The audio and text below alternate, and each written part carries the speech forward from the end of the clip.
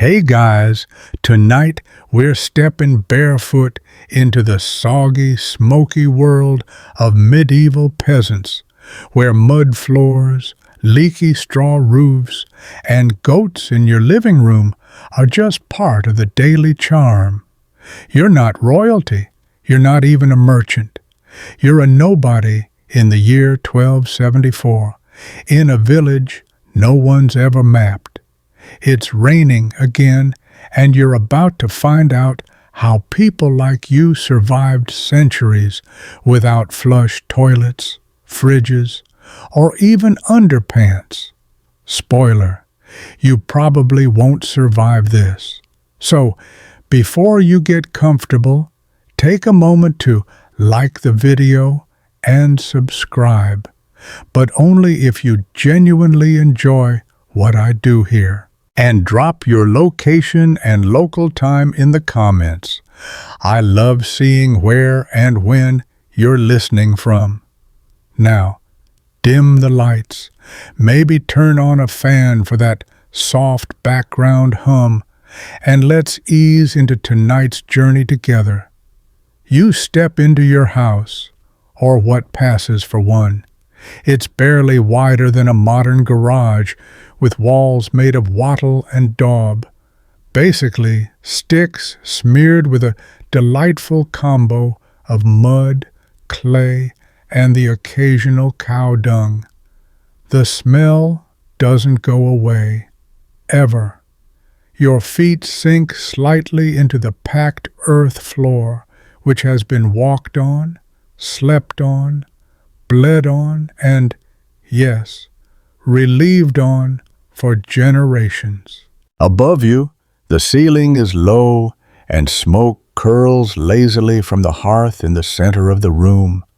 There's no chimney, just a hole in the roof that lets out smoke and lets in rain, birds, and once a really confused owl.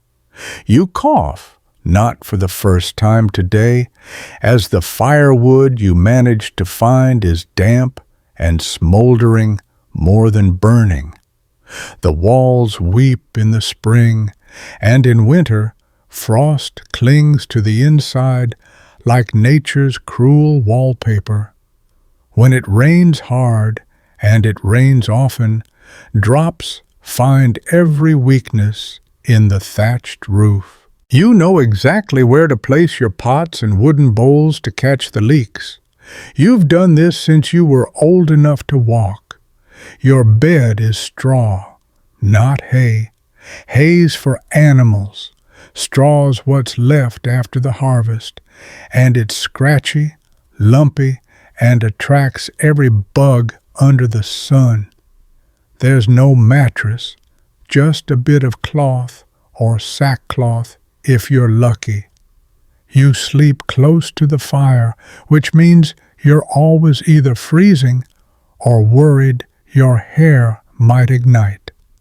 There are no walls between rooms because there are no rooms. One big space holds your whole world, your family, a couple of goats, a few chickens, maybe a pig if things are going well. You live with your animals not because you're quirky or living off-grid, but because they generate warmth, and you can't afford to lose a single one to theft or wolves, which, by the way, are still very much a thing. Mainstream historians agree this layout, called a cruck house in some areas, was the peasant norm in much of Europe between the 11th and 14th centuries. It wasn't charming or rustic. It was just life, and not even the worst part. The doorway is low, mostly to keep out the worst of the weather. You duck every time you go in and out, and you've cracked your head more than once. Doors are often just a thick cloth or a wooden plank hung askew, and they do little against the cold, or the neighbors, or dogs, or anything, really. Most villages don't have glass. Windows, if any, are just slits or shutters. Some wealthier peasants stuff them with animal bladder stretched thin. It lets in a pale sort of light and blocks wind. But let's be honest, it's like living inside a medieval Ziploc bag. Light comes from the fire, a candle made of animal fat, or, on a good day, a rushlight, a reed dipped in tallow that burns about as long as your patience. It flickers ominously, drips, and stinks. You squint a lot. There's no storage. A wooden chest, a couple of pegs, maybe a crude shelf are all you have. Your possessions can be counted on one hand. A spoon, a coarse tunic, a belt knife, and maybe, just maybe, a ceramic mug that's chipped and precious. Quirkier still, some scholars believe that in wetter regions, poorer families would intentionally let moss grow on interior walls for insulation. Yes, you live in a literal moss wall cottage, and no, it's not aesthetic, it's desperation. You don't own the land you live on. A local lord does. You're allowed to stay here as long as you pay in labor, crops, or coin, which you rarely see. Historians still argue whether most peasants were serfs, bound to the land, or merely poor freemen. But either way, upward mobility is a bedtime story, not a life goal. The only real privacy you have is in your head. And even then, there's someone always asking what you're thinking. Family is everywhere. In a household of 7 or 10 squeezed into one room, there's no such thing as a private moment. You get changed behind a cloth curtain, if you're lucky. Otherwise, it's just everyone look the other way, or not. There's also the community. Your village is close-knit in the claustrophobic sense. Everyone knows who you are, what you're doing, and when you borrowed that firewood. Gossip is a form of currency, and secrets are as rare as soap. Still, you make it work. That moss helps a little in winter. You stuff the worst leaks in the roof with straw, rags, or dung again, and you keep the hearth burning not just for warmth, but to keep the smoke drifting up and dissuading the worst bugs from moving in. The home is dark, smoky, and it always smells vaguely of mold, onions, and damp animal fur. But it's yours. Sort of. And in a world where disease, war, and famine are always just over the hill, sort of yours is comfort enough. The fire's gone out again, and it's morning, not that you have a clock to tell you. You can tell because your breath hangs in the air like fog, and your toes have started protesting, loud and clear, against the frozen dirt floor. Welcome to another day without heating, insulation, or the luxury of long underwear. You scrape a layer of frost off the inside of the shutter, and congratulations, you're alive. For now. Bathing? That's a laugh. There's no tub, no plumbing, not even a nearby stream half the year. Washing yourself means standing in a wooden basin while someone dumps a bucket over your head. And that's assuming it's not winter, because bathing in winter is basically an open invitation to pneumonia. Soap exists, sort of. Peasant soap is homemade, animal fat mixed with lye or ash. It stings, it smells, and it doesn't exactly leave you lemon fresh. But it does help scrape off the worst of the grime if you're feeling brave. Mostly, people just rub with dry straw or sand to knock the dirt off. There's a reason most medieval portraits of peasants don't feature white robes and glowing cheeks. Quirky fact, some folk believed too much bathing was actually bad for you. The miasma theory, that diseases came from bad air, meant opening pores with hot water was thought to let illness in.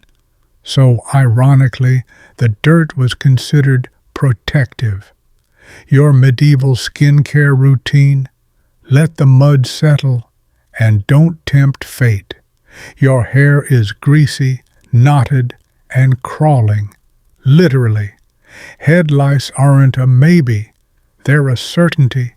You scratch so often, it's basically a nervous tick now. Everyone does. It's practically a greeting. Your tunic smells like smoke, sweat, and the faint tang of mildew. You stopped noticing it a while ago. Newcomers, though, they flinch.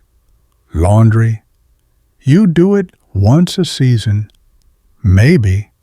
You own 1 or 2 sets of clothes, so when you wash a tunic, you're naked, sitting by the fire wrapped in a blanket, hoping no one barges in.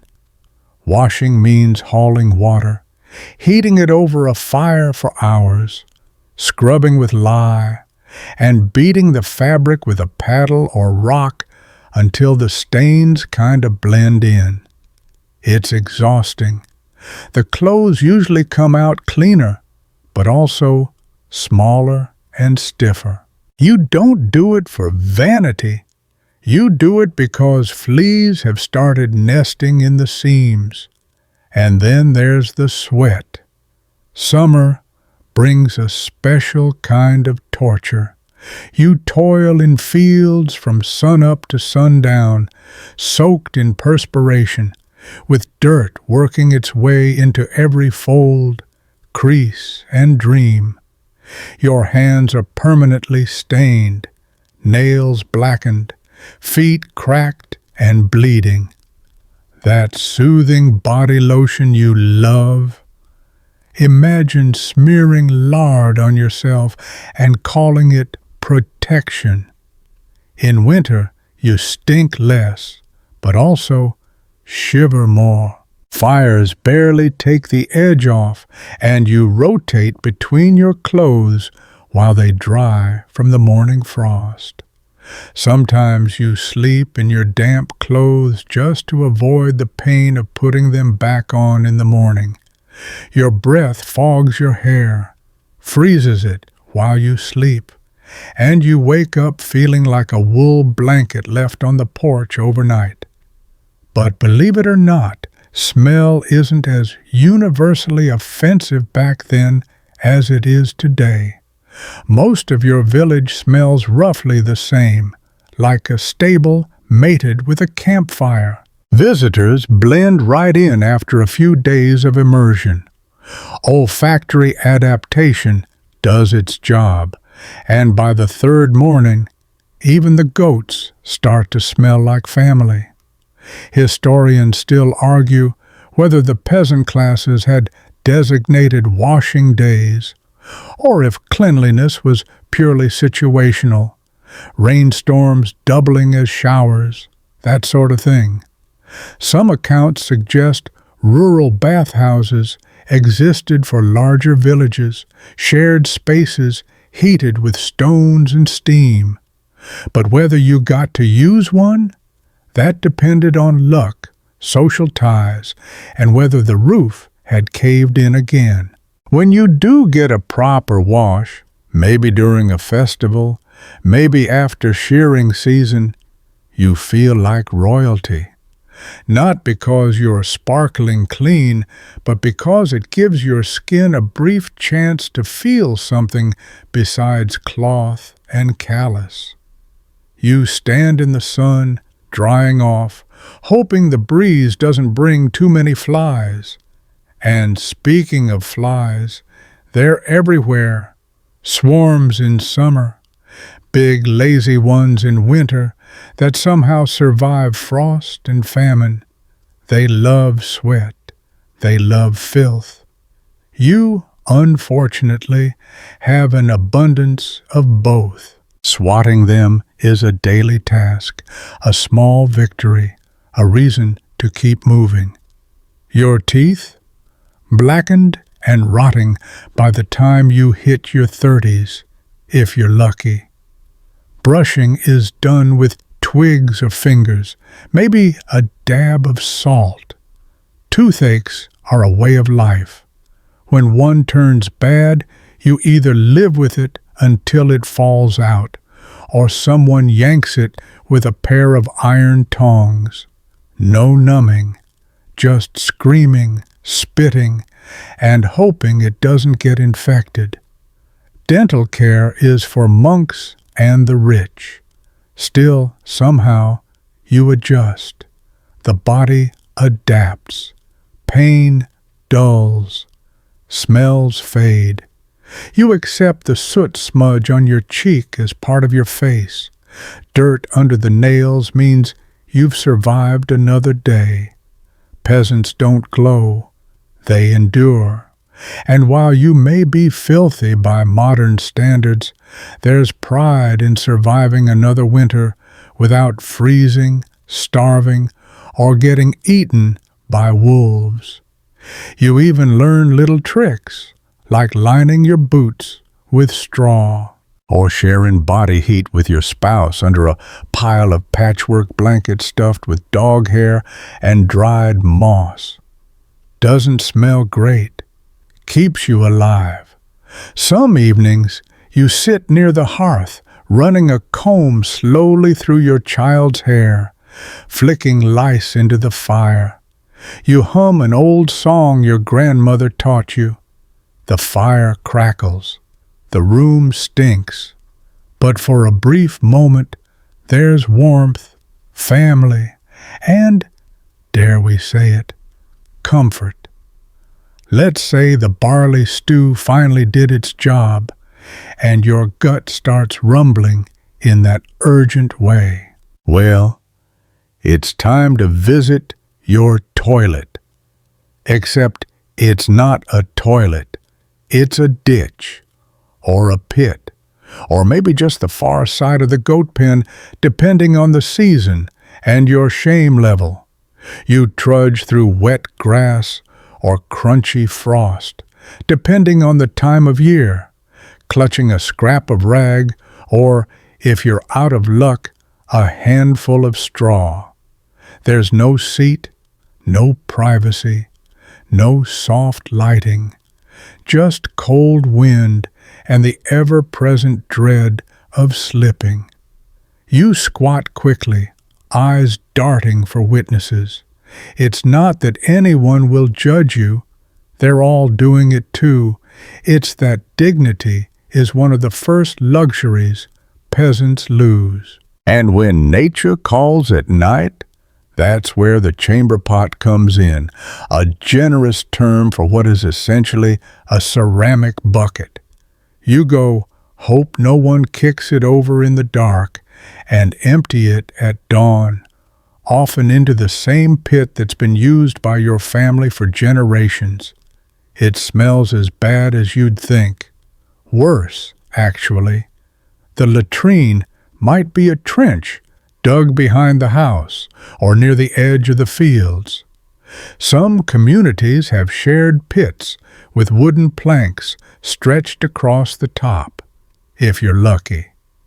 They fill quickly and attract flies by the thousands. You don't talk about what happens when they overflow. You just walk a little farther next time, washing your hands. Maybe if you're near a stream, maybe. Usually you just wipe them on your tunic and move on with your day. Water is precious, and it's used first for cooking, then drinking, then maybe laundry. Hygiene's at the bottom of the list. No pun intended.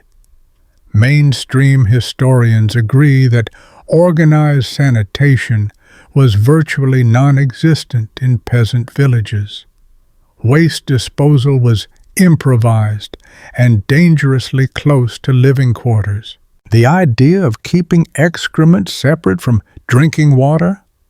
That's a concept centuries ahead of you. Streams near settlements were often polluted. Wells, when available, were covered and protected, but not always well enough. You know someone who got sick from bad water. You're told they had too much bile or their humors were off. They vomited for days and then stopped waking up.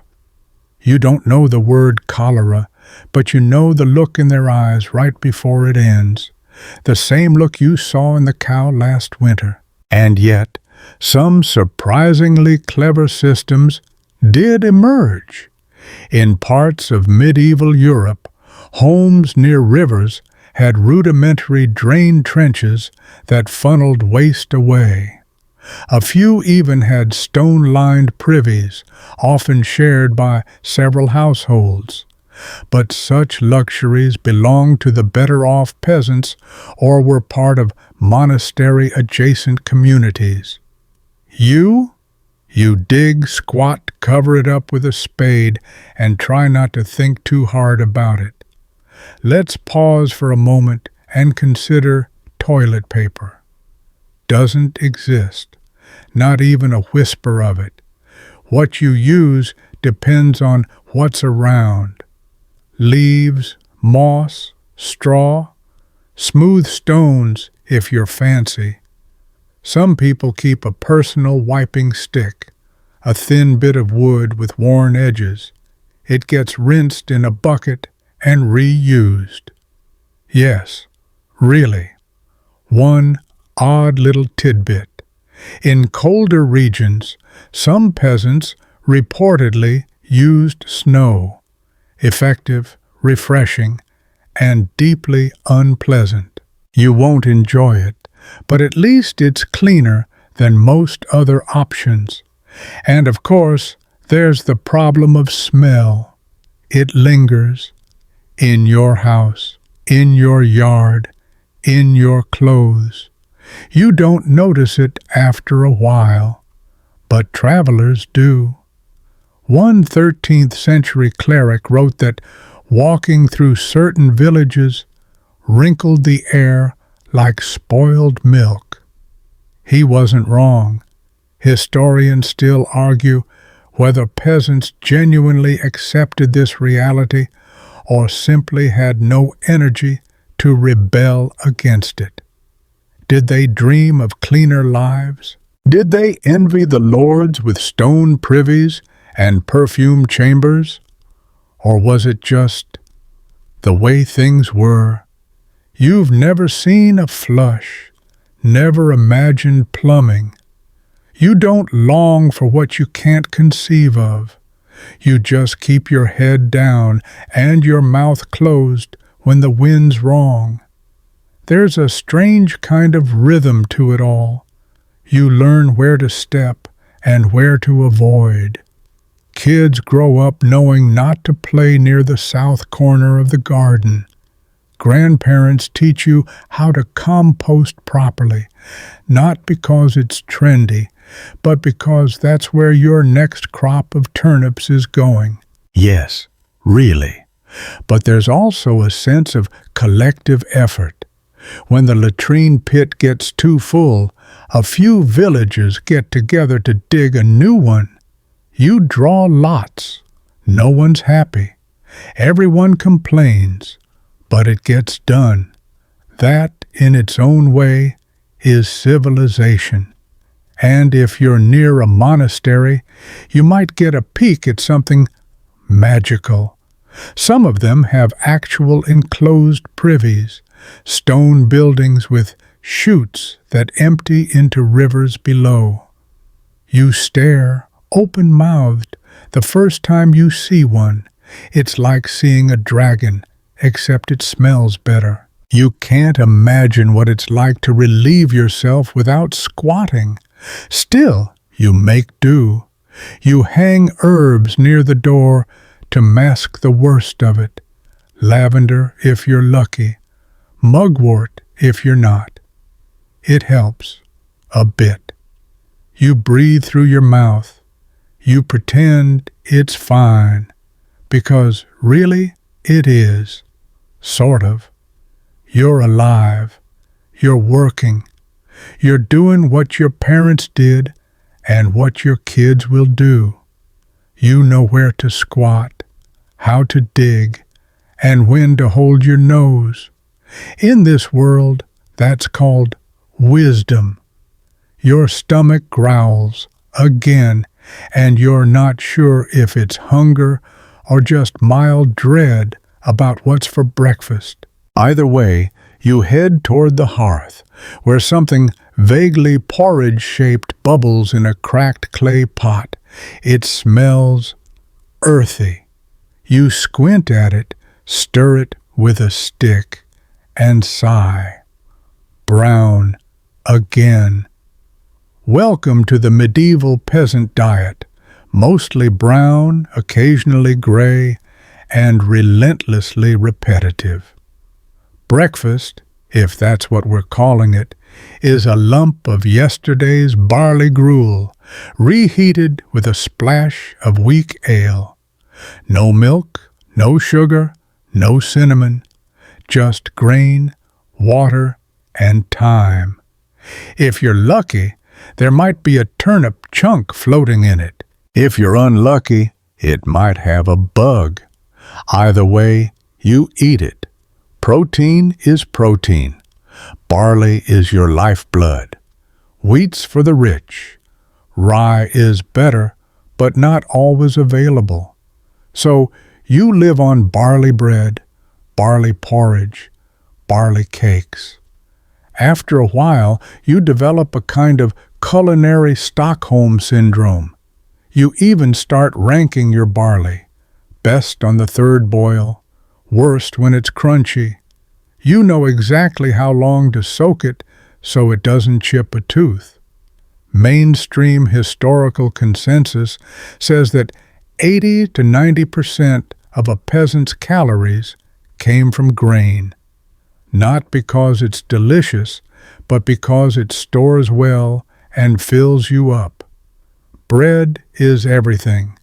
And by bread, we mean thick, coarse, barely leavened slabs that could double as doorstops. You bake it in a communal oven once a week, if you're lucky enough to share access. Otherwise, it's cooked on a flat stone over fire, hard and uneven, and always a little smoky. Salt is precious. You use it sparingly. Sugar doesn't exist for you. That's an exotic import only monks and lords get to see. Spices are right out. Pepper is a rumor. Cinnamon is a legend. Your seasonings are usually smoke, onion, and hope. And then there's pottage, the great medieval stew of everything. You keep a pot over the fire and just keep adding to it. A little cabbage today, a parsnip tomorrow, maybe a leftover bone if there is one. You joke that it's the same stew your grandmother started. You're only half kidding. Sometimes it is. It's never quite fresh, never quite gone off. It's just always there, like your aching knees and that suspicious-looking dog that keeps circling the back door. Quirky fact, some villages used bread trenchers, thick slabs of stale bread as edible plates. They soaked up stew, held your meal, and, if not too soggy, were eaten at the end. If they were too soggy, they were thrown to the dogs or the poor, depending on who you ask. On market days, you might trade for something exciting. Dried beans, leeks, Maybe a hunk of smoked fish if it's near Lent. But usually it's the same parade of brown and root-colored foods. Beets, turnips, onions, maybe some wild herbs. There's no concept of eating the rainbow. The only green you regularly see is cabbage, and you're very, very tired of cabbage. Historians still argue whether peasants were nutritionally deficient or just bored. Some skeletal studies show signs of rickets and iron deficiency. Others suggest that a well-run village could provide just enough balance to keep people working. But just enough is never a comforting phrase, especially when you're chewing on your third barley cake of the day. Drinks? Water is often unsafe. You drink ale, weak, flat, and warm, but safer than the well. Children drink it too. It's not about fun, it's about survival. In summer, you might make a thin berry cordial if you found some blackberries and haven't had to trade them. Milk is for babies and sick people. You rarely get any. Cows belong to the manor. Goats, if you have one, are unpredictable and temperamental. Like you, when hungry. You might forage, if you know where to look. Nettles, sorrel, dandelion greens. Mushrooms are risky unless you've been taught carefully, and even then you've seen what happens when someone gets it wrong. Spoiler, it involves foaming and flailing. Not ideal. Protein is rare, really rare. You might get an egg if the hens are generous. You might trap a rabbit or catch a fish if you're near water. But usually, you scrape what little fat you can off the top of a communal broth and call it dinner. Meat is rare enough that it feels like a holiday when it appears, but we'll get to that in the next section. For now, you keep chewing. Your jaw aches. Your stomach never feels quite full, but you've learned to live with that hollow feeling. It's not hunger, exactly. It's just your body whispering, maybe tomorrow. You try to eat slowly, but your body doesn't listen. After a full day's labor, you inhale your food like someone might snatch it from your hands, because sometimes they do. Hungry mouths are everywhere. A brother, a cousin, a neighbor who just stopped by. Sharing is essential. Starvation is communal. Oddly enough, the worst part isn't the hunger, it's the monotony. You dream of taste, of heat, of salt.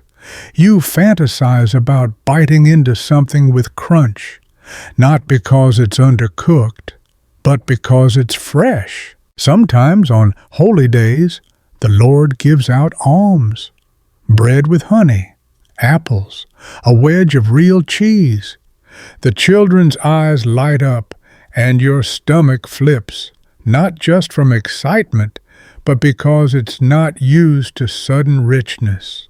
You savor every bite. You hold that flavor in your mouth like it's the last time you'll ever taste joy, because, in a way, it is. Until the next feast day. Until the next miracle. Meat. Glorious, mythical, chewy meat. You think about it constantly, mostly because you rarely have it. For medieval peasants, meat is not a food group. It's a holiday miracle. When it appears on your plate, it's either because someone important died or someone important allowed you to eat it. You do not hunt.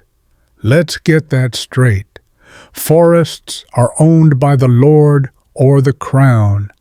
You, lowly serf that you are, could be fined, or worse, maimed, for poaching even a single deer. And yes, people have lost hands for stealing rabbits. The forest, ironically, is not free. So where does meat come from? Sometimes your village raises pigs. They're hardy, eat anything, and can be turned into bacon, lard, and sausage. But even then, a pig is valuable. Killing it is a big deal. You don't eat pork casually. You preserve every part. Blood becomes pudding, organs get boiled, the fat rendered and saved like treasure.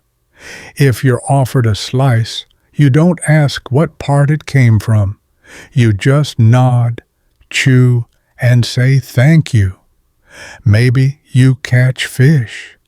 River fish, pond fish, tiny, bony, and mostly mud-flavored, but technically edible. In coastal villages, you might even get herring or eels, especially around Lent. But even that's not guaranteed. Netting and lines take time. Time is in short supply. So is luck. Fowl? Chickens are everywhere, sure, but they're for eggs. Killing a hen means you lose tomorrow's breakfast. So you wait until the hen is old, stops laying, and starts pecking people. Then, and only then, do you cook her. And she's tough as a boot. You stew her for hours and pray for soft cartilage. Quirky tidbit, roasted hedgehog. Yes, some rural communities reportedly wrapped hedgehogs in clay, baked them in fires, and peeled off the clay to remove the spines. A crunchy snack for the desperate. Not exactly a delicacy, but in lean times, everything's on the table, literally. And let's talk about when you're actually allowed to eat meat. The church calendar rules your diet, and nearly half the year is considered fasting time. No meat, no animal fat, sometimes no dairy. That's a lot of pottage. Lent? Brutal. Advent? Miserable. Wednesdays and Fridays? More fasting. There's a reason salted fish became an economy of its own. It was the legal loophole for religious restrictions. Historians still argue whether peasants strictly followed these rules. Some say most just did what they could get away with. Others believe local priests kept a sharp eye on your meals, especially if your stew smelled a bit too good during Lent. One whiff of bacon and suddenly you're doing penance barefoot in the snow. Even when you do get meat, it's not great. Medieval preservation methods aren't gentle. Salting, smoking, or drying leaves it tough and briny. You've chewed slices of ham that felt more like punishment than nourishment. And spices? Forget it. You might get mustard seeds or horseradish root. Otherwise it's salt, smoke, and hope. The day you eat fresh meat, hot, soft, dripping with grease, is probably a feast day. Maybe someone's getting married, or the Lord is feeling generous. A sheep is slaughtered, or a cow. Everyone helps. Kids chase chickens, women boil water, men haul carcasses and carve cuts. It's a chaotic, smoky, joyous event. And you don't waste a thing. Tongue, liver, feet, brain, stomach, all cooked, shared, and relished. Blood is caught and stirred into pudding. Bones go into broth, simmered for hours until the marrow slips out like butter. You eat like you haven't eaten in weeks, because you haven't. Your jaw aches from the chewing, but your face is sore from smiling. You finally understand what full means. For a moment, you feel like a king. You close your eyes and let the fat coat your tongue, trying to memorize the sensation before it's gone. You don't forget days like that. On ordinary days, though, it's a different story. Your dreams are filled with meat. You swear you can smell bacon in your sleep. You wake up chewing your own sleeve. You overhear someone talking about a dead sheep in the next village and consider walking 5 miles just to scavenge a bone. You even begin to envy the Lord's dogs. Fat, glossy, well-fed. They gnaw on bones you'd kill for, literally. You watch them from the edge of the manor fence and try not to think too hard about it. Every so often, you hear of someone catching a rabbit or snaring a pheasant. If they're smart, they keep quiet and cook it after dark. If they're caught, there's hell to pay. You've heard stories of people being shackled, whipped, even branded. The law is not on your side. The forest is not your friend. But sometimes, if you're clever, you scavenge. A badger, already dead. A fox caught in someone else's trap. You clean it, cook it low and slow, and try to ignore the smell. Hunger makes it all edible. Pride has long since been sacrificed on the altar of survival. And yet, oddly, you adapt. Your body learns to live without meat. Your palate dulls. You look forward to lentils, beans, or a slice of cheese because it's different. You count yourself lucky to have anything at all. You gather around the fire with your family, spooning stew that's mostly root and barley, and tell stories about that one time Uncle Alric brought home a whole goose. The kids' eyes go wide. Goose? A whole goose? You smile a little bitterly and nod. Aye, we even licked the bones. The rooster's not just crowing, he's screaming. Your eyes open to the sight of straw hanging from the rafters and the overwhelming scent of damp wool, smoke, and warm goat. You blink, reach over to swat something soft and furry, and nope, not the cat. It's your younger brother, snoring like a forge bellows and hogging the one dry patch of bedding again. You're awake, but not because you want to be. You're awake because the sun has decided it's time. No alarm clock, no snooze button, just light creeping through the cracks in the shutters and cold air curling around your toes. That's your wake-up call.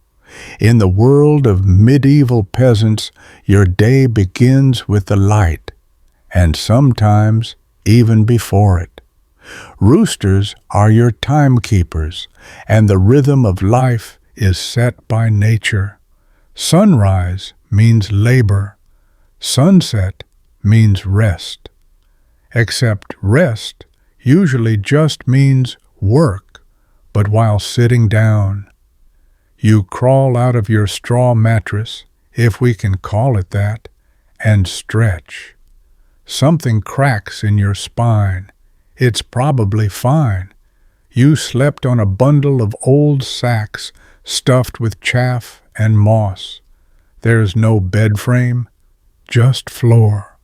no pillow, just a bundled tunic. Your neck hates you, but hey, it's still attached. The fire in the hearth is just embers now, so your first job is to get it going again. You blow gently, hoping the coals catch. You add twigs, then some dried dung or straw if the wood's wet. Your fingers are numb, your nose is running, and the room smells like someone tried to make tea with a goat. But eventually, you get a flicker of flame. Congratulations, you've survived the first 2 minutes of the day. There's no washing up. You splash your face with cold water from the bucket near the door. It's murky, possibly shared with the chickens. You try not to think about that as you rub your eyes and wipe your face with the corner of your sleeve. The rest of the family starts stirring. Someone kicks over the chamber pot. Someone else curses under their breath. A baby cries. A goat bleats. The day has begun in full with the delicate grace of a collapsing ladder. Breakfast is quick and brown. A heel of bread, maybe a sip of ale. No one lingers. There's too much to do. You pull on your tunic, same one you wore yesterday, and the day before that, and, if we're being honest, every day since the feast of St. Cuthbert. It's itchy, patched, and smells like sweat and ash. But it's yours, probably. Your workday starts immediately. Tools over your shoulder, you trudge out into the fields. Or maybe you're hauling water, or chopping wood, or helping to repair a fence that collapsed during last night's storm. Wherever the need is, that's where you go. Your body hurts, always. Your back twinges, your knees pop, your hands are calloused in ways that defy modern understanding. But you keep moving, because that's what you do. Because if you don't, no one eats. Mainstream historical records confirm that medieval peasants worked an average of 12 to 14 hours per day during peak seasons. And not soft, ergonomic work. Back-breaking, repetitive, often dangerous labor with primitive tools and zero safety standards. You've seen someone lose a finger with a sickle. You've seen someone fall into a well. There's no health insurance, just prayer. Lunch is field food, a scrap of cheese, more bread, maybe an onion. You eat it with muddy hands, sitting in dirt, listening to the wind and the cows and the never-ending creak of the cartwheel that still hasn't been fixed. You laugh at a joke someone tells about the village priest and a very angry goose. It's not funny, but you laugh anyway. It keeps the cold out. By evening, you're bone-tired. Your legs feel like wet rope. Your hands are stained. Your shoulders have carried everything from water to hay to a screaming toddler who thought he could fly. You trudge home, not really talking, just breathing. And guess what's waiting for you back inside? More noise, more chores. You bring in firewood, help your sister sweep out the worst of the straw, and try not to trip over the chickens nesting under the table. You eat your dinner, more stew, more bread, and try not to nod off into your bowl. Then comes the night, but not peace. You don't sleep alone. You share a bedroll with a sibling or two. Maybe you're squeezed onto a bench with a cousin who kicks in his sleep. Maybe you're curled in a corner with a goat who smells better than your uncle. Either way, you sleep light, very light, because there are rats. They skitter across the rafters, drop into the straw, gnaw on whatever crumbs you forgot to sweep. Sometimes they chew your hair. Sometimes they chew the baby's hair. You don't scream, you just roll over and hope they find someone else tastier. Quirky detail. In colder regions, people reportedly slept with their hens during winter to keep both parties warm. You haven't done it yet. But the rooster's been looking at you like he's considering the arrangement. Sleep comes in waves, interrupted, broken, full of coughing, snoring, and the occasional thud when someone rolls off the bench. You wake up often. You dream of falling. You dream of food. You dream of soft, silent rooms with clean sheets. Historians still argue whether peasant sleep was segmented, broken into first sleep and second sleep, as some sources suggest. There's evidence people would wake after a few hours, tend the fire, whisper prayers, or even visit neighbors before lying down again. Whether this was cultural routine or just the rats being that annoying is up for debate. Eventually, though, you drift off. The fire dims, the wind howls outside, and despite everything, aches, rats, noise, cold, you survive another night, just in time for the rooster to start screaming again. It's Sunday, and for once, the rooster isn't the first sound you hear. It's the bell from the church tower echoing through the trees and over the damp thatch roofs of your village. Low, slow, and undeniably final, like a reminder that today is different. Not easier, just different. You drag yourself upright, sore from the week's labor, but today's aches are dulled by routine. No plowing, no hauling, no manure to rake. Technically, this is your day of rest. That's what the church says. That's what the Lord says. But rest for a medieval peasant is still a full-body experience. First order of business, make yourself presentable. You change into your Sunday best, which is, let's be honest, the same tunic as always, but you beat the worst of the dust off it and tuck in the parts that usually hang out. Maybe you even scrape a comb through your hair. You wash your face, sort of. Not because you suddenly care about appearances, but because the priest will look straight at you during Mass, and you don't want to become a sermon illustration. The whole village turns out for church. It's not optional. Even if your knees creak and your teeth hurt and your feet are basically just calluses with toes, you go. It's the one time each week where everyone, young, old, rich, poor, is under the same roof, facing the same direction, trying not to fall asleep during the second reading. The church itself is the only stone building for miles.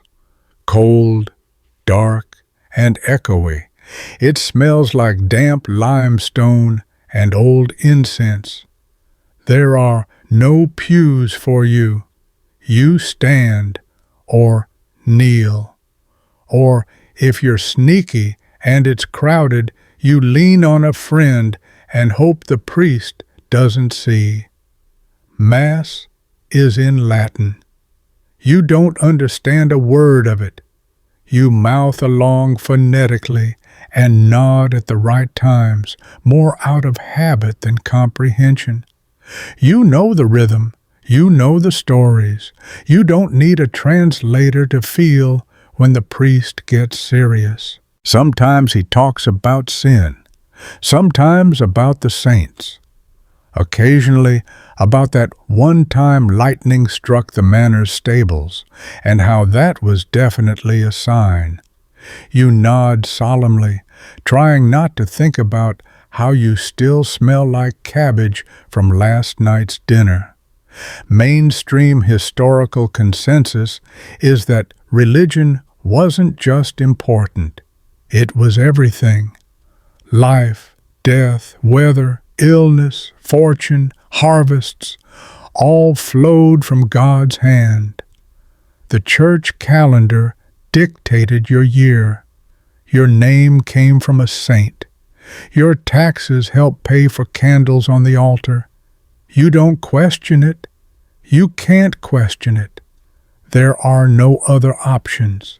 And yet, your beliefs aren't limited to what comes from the pulpit. You believe in saints, sure, but also in spirits in the woods and omens in the sky. You don't step on certain stones. You avoid the old willow near the creek. You toss salt over your shoulder if the milk sours. It's a mix of Christian teaching and centuries of local superstition. The priest pretends not to notice, unless someone gets too bold and starts making charms or muttering spells. Then there's a reckoning. After Mass, you linger outside. Everyone does. It's the only social hour you get. News travels faster here than by any messenger. You find out who died, who's marrying, who caught a fish the size of a dog, he probably didn't, and who saw a shooting star last night. You chat, trade gossip, share a joke or two, usually about the priest's sermons or someone's lopsided goat. Then come the feasts. Not every Sunday, of course, but on saints' days, or weddings, or feast days like Michaelmas or Lammas, there's food, real food. Tables laid out in the field, bread, cheese, roasted leeks, pies made of mysterious fillings. Someone plays a flute, someone dances badly. Children shriek and chase each other around the bonfire, while elders sip ale and watch the sky turn purple. You eat with your hands. You get seconds, if you're fast. You spill things and laugh and forget, for a moment, how hard life is. These days don't come often, but when they do, they matter. They're stitched into memory like gold thread in rough cloth. Quirky detail? Some saints' days came with very specific rituals. On St. Stephen's Day, it was traditional in some villages to bleed livestock to ensure their health, a paradox you never quite questioned. You just helped catch the pig and tried not to look as the blood ran. And weddings? They're less about romance and more about land and livestock. You might marry young, maybe 14 or 15, if there's a good match. There's dancing, drinking, and shouting. The couple doesn't have much say in the matter, but they smile anyway, because that's how it goes. Afterward, there's soup. Always soup. Funerals are the other side of this rhythm. Quiet, simple, earthy.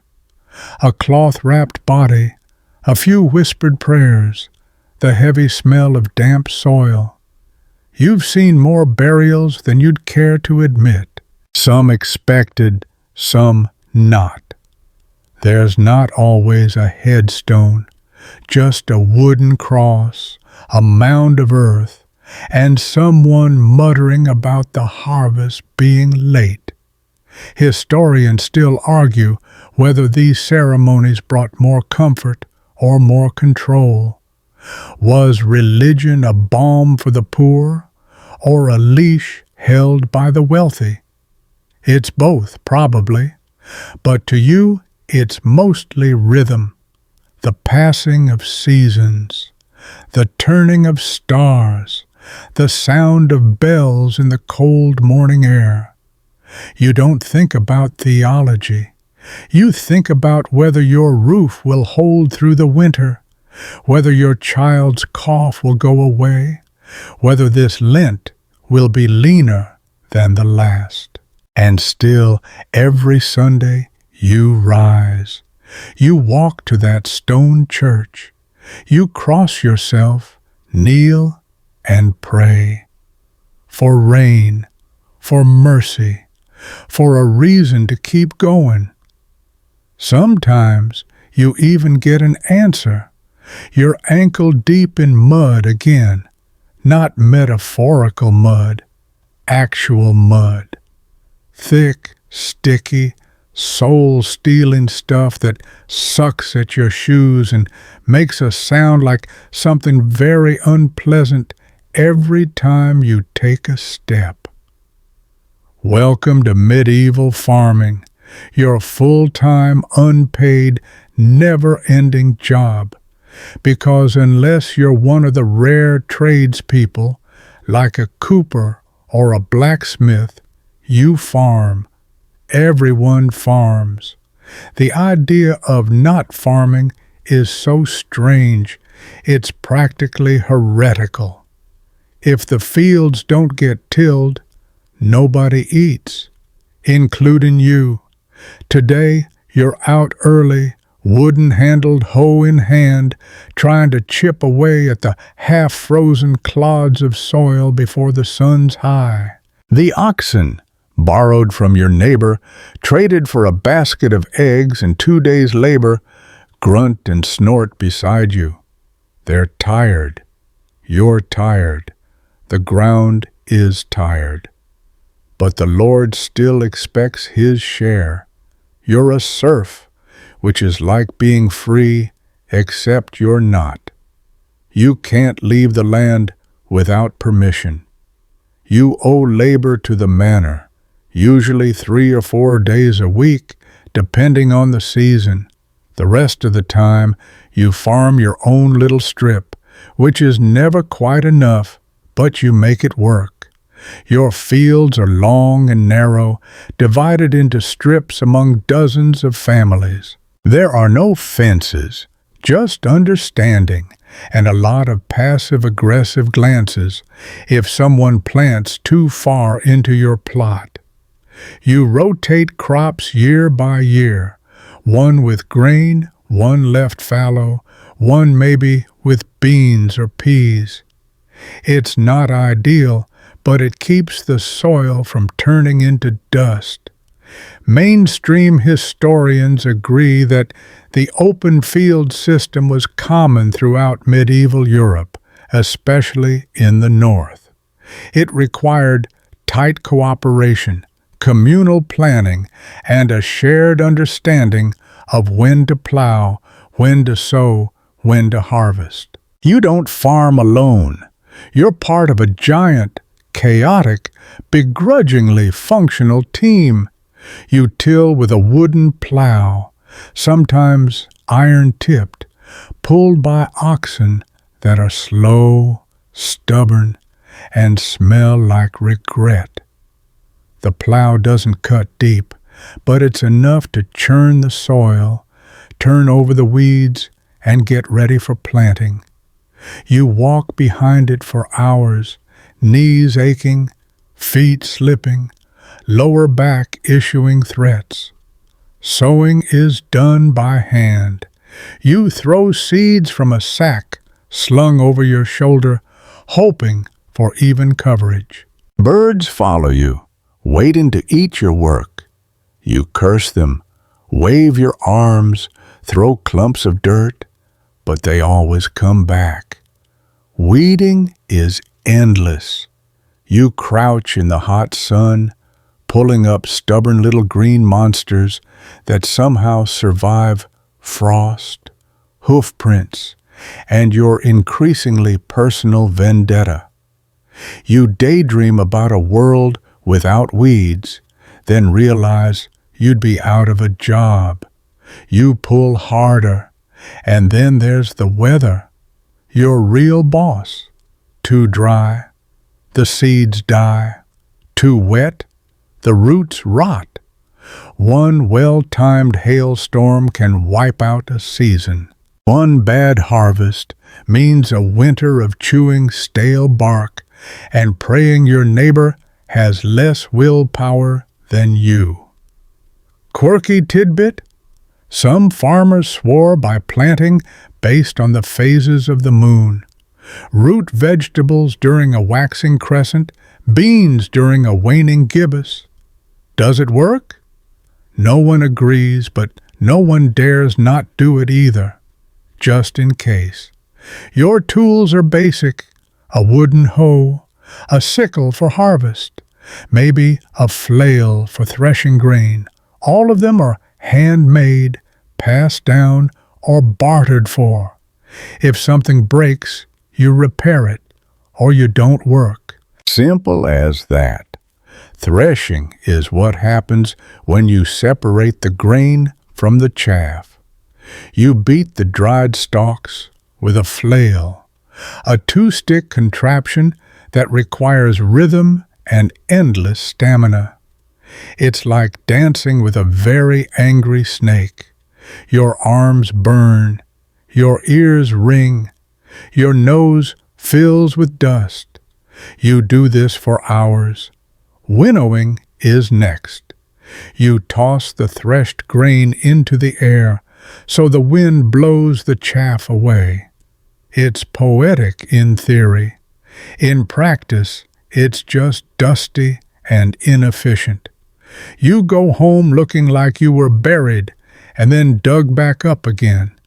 And when harvest finally comes, after months of work and worry, it's a mad dash. Everyone helps.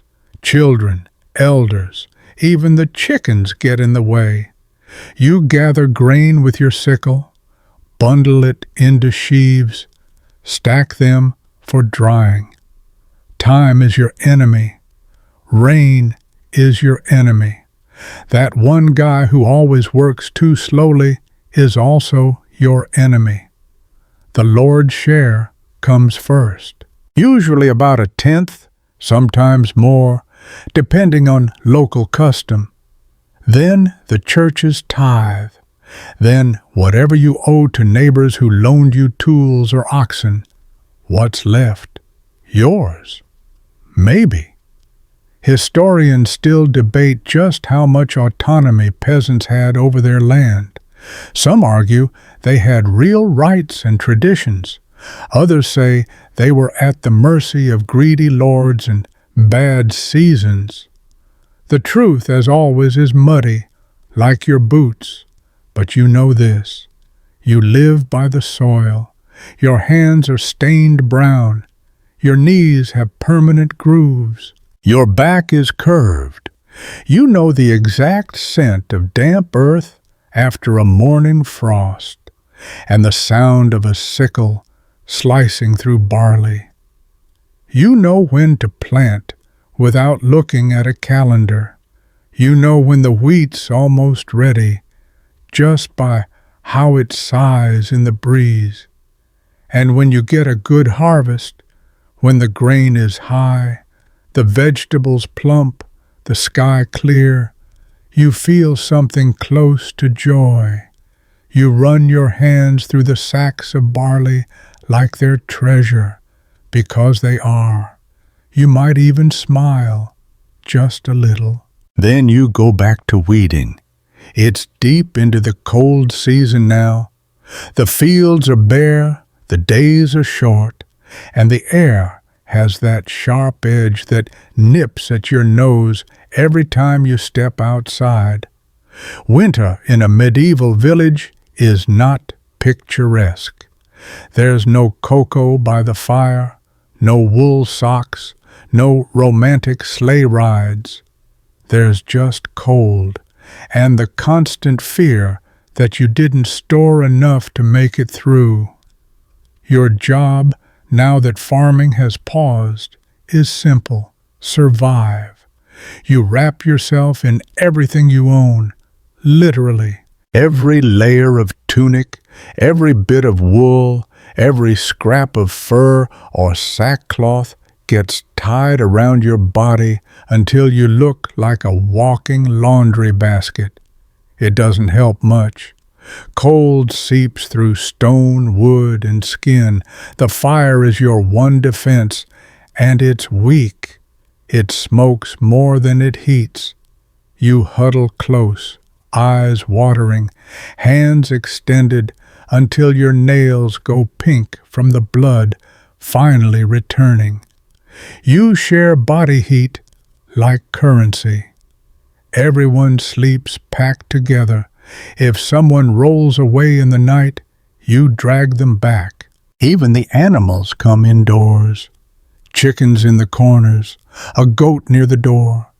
They radiate heat and smell, but mostly heat, so you don't complain. Mainstream historians confirm that most peasant homes were single-room dwellings with central hearths, low ceilings, and packed earth floors. Insulation? Not really. Maybe straw between the walls, maybe old cloth plugged into the cracks. But nothing stops the draft. You can actually see your breath most mornings. Inside. Your food stores are under constant watch. Dried beans, root vegetables, smoked meat, if you had any to spare, and barrels of barley or rye. The stew pot rarely leaves the fire, its contents thinning more each day. You water down the broth, scrape the sides of the cheese wheel, and count apples like gold coins. You ration everything. You know exactly how many onions are left. You know which ones are going soft. You eat them anyway. You find ways to stretch things. Gruel 3 times a day, bread made with more chaff than flour, stew flavored with nothing but salt and desperation. Quirky fact? Some villages made a Christmas pie out of anything edible they could find. Roots, dried fruits, even animal fat rolled in suet and baked in crusts made from flour mixed with ashes. Not delicious, not pretty, but festive in its own strange survivalist way. Winter is also when illness comes calling. Colds turn into lung infections. Minor wounds fester. The smoke from your hearth stings your eyes and clings to your lungs. If one child coughs, they all do. There's no medicine, just herbs, prayers, and a lot of anxious waiting. A bit of honey in warm water, a poultice of garlic and crushed elder bark. Your grandmother swears by it. You pretend it's working. The local wise woman might visit, wrinkled, sharp-eyed, always smelling of damp leaves. She presses her hands to your forehead, mutters something in Latin or Breton or whatever old language she favors, and ties a ribbon around your wrist. It might help. You hope it does. Historians still argue about the line between healer and witch. In some villages, they were revered. In others, they were burned. It often depended on whether the sick got better or not. A risky career path, to say the least. You repair tools, fix fences, patch roofs. You spin thread from wool, if you're lucky enough to have sheep. You twist flax, carve wooden handles, make baskets. Winter is not idle. It's just a different kind of labor, more indoors, more hunched over, more whispered. There are still moments of joy. The solstice brings singing and candles. If you're near a monastery or generous lord, there might be alms given, extra bread, old cloaks, even dried figs or nuts. The children laugh when someone dresses up as a masked mummer and dances awkwardly through the square. You laugh too, partly because it's funny, partly because if you don't laugh, you'll start thinking about February. And there's storytelling. You gather near the hearth, wrapped in blankets, and the oldest person in the room starts weaving tales of dragons in the hills, of saints who turned wolves into lambs, of the old war where a knight fell in love with a ghost. These aren't just stories, they're insulation. They distract you from the wind clawing at the shutters. You repair clothes by candlelight, cursing your needle every 5 minutes. You unwrap last year's boots and hope the leather hasn't cracked beyond use. If it has, you wrap your feet in rags and say a quiet prayer for dry ground. And you count the days. Every extra one without snow is a small mercy. Every morning where the fire hasn't gone out, a quiet victory. You keep track of dwindling supplies with a grim precision. You know how much lard is left. You've memorized how many meals your last turnip might stretch into. Still, you find ways to endure. You fill cracks in the doorframe with old wool. You boil nettles and pine needles for a kind of tea. You tell the children that spring will come early, even if the frost says otherwise. You sharpen tools in the dim light and dream of soft dirt and warm breezes. Because when the ground finally thaws and the birds return and the trees bloom with that impossibly soft green, then life begins again. Until then, you sit and wait and survive. The sun is higher now, the chill loosening its grip on the land. It's the first warm day in what feels like a century, and though your bones still ache and your belly still rumbles, something in your chest lifts. Spring isn't just a season, it's a kind of resurrection. The mud is still thick, your tools still blunt, but suddenly there's color again. Birds sing, tiny green shoots poke through the soil. The world somehow didn't end after all. But with the thaw comes a different kind of labor. Maintenance. You're not just planting now, you're fixing everything that winter tried to destroy. Your roof? It leaks. Has for months. You knew that, but what could you do when the snow was piled 3 feet high? Now that it's dripping directly onto your sleeping mat, it's time to act. You scramble up the side of your cottage, wedge a few new bundles of straw into place, and curse loudly when a clump falls straight down your tunic. The thatch must be tied tight, overlapping like fish scales, or it won't hold through next winter. Your tools, rusted, splintered, dull. You sit outside with a sharpening stone and try to bring life back into your sickle. The blade wobbles. You reinforce the handle with cord and pray it lasts another season. If not, you'll have to barter again. Maybe the cooper will trade for chickens. Maybe not. Mainstream historians note that tool repair and home upkeep took up vast portions of a peasant's non-farming hours. Everything you use you must maintain. There's no store down the road. No one coming to fix things. If your hoe breaks, your family doesn't eat. That's not an inconvenience. That's a crisis. Your home, it's breathing again.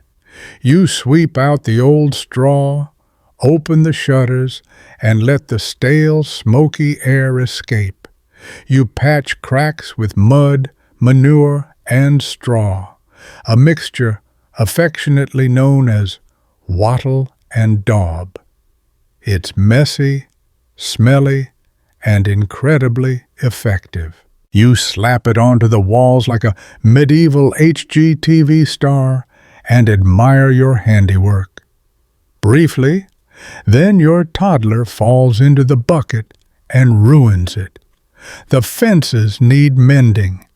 You walk the edges of your small pasture, collecting fallen branches and weaving them into the gaps. Sheep are clever escape artists, and you don't want to spend another morning chasing them through your neighbor's cabbages again. Quirky detail? Some families painted protective symbols on doorposts with pig's blood at the change of seasons, supposedly to ward off bad spirits. You've never done it, but you have hung a rowan twig over the threshold, just in case. And oh, the latrines. If you're lucky, your home has a basic one, just a pit with some planks and a rough lid. Winter turned it into a frozen monument to suffering.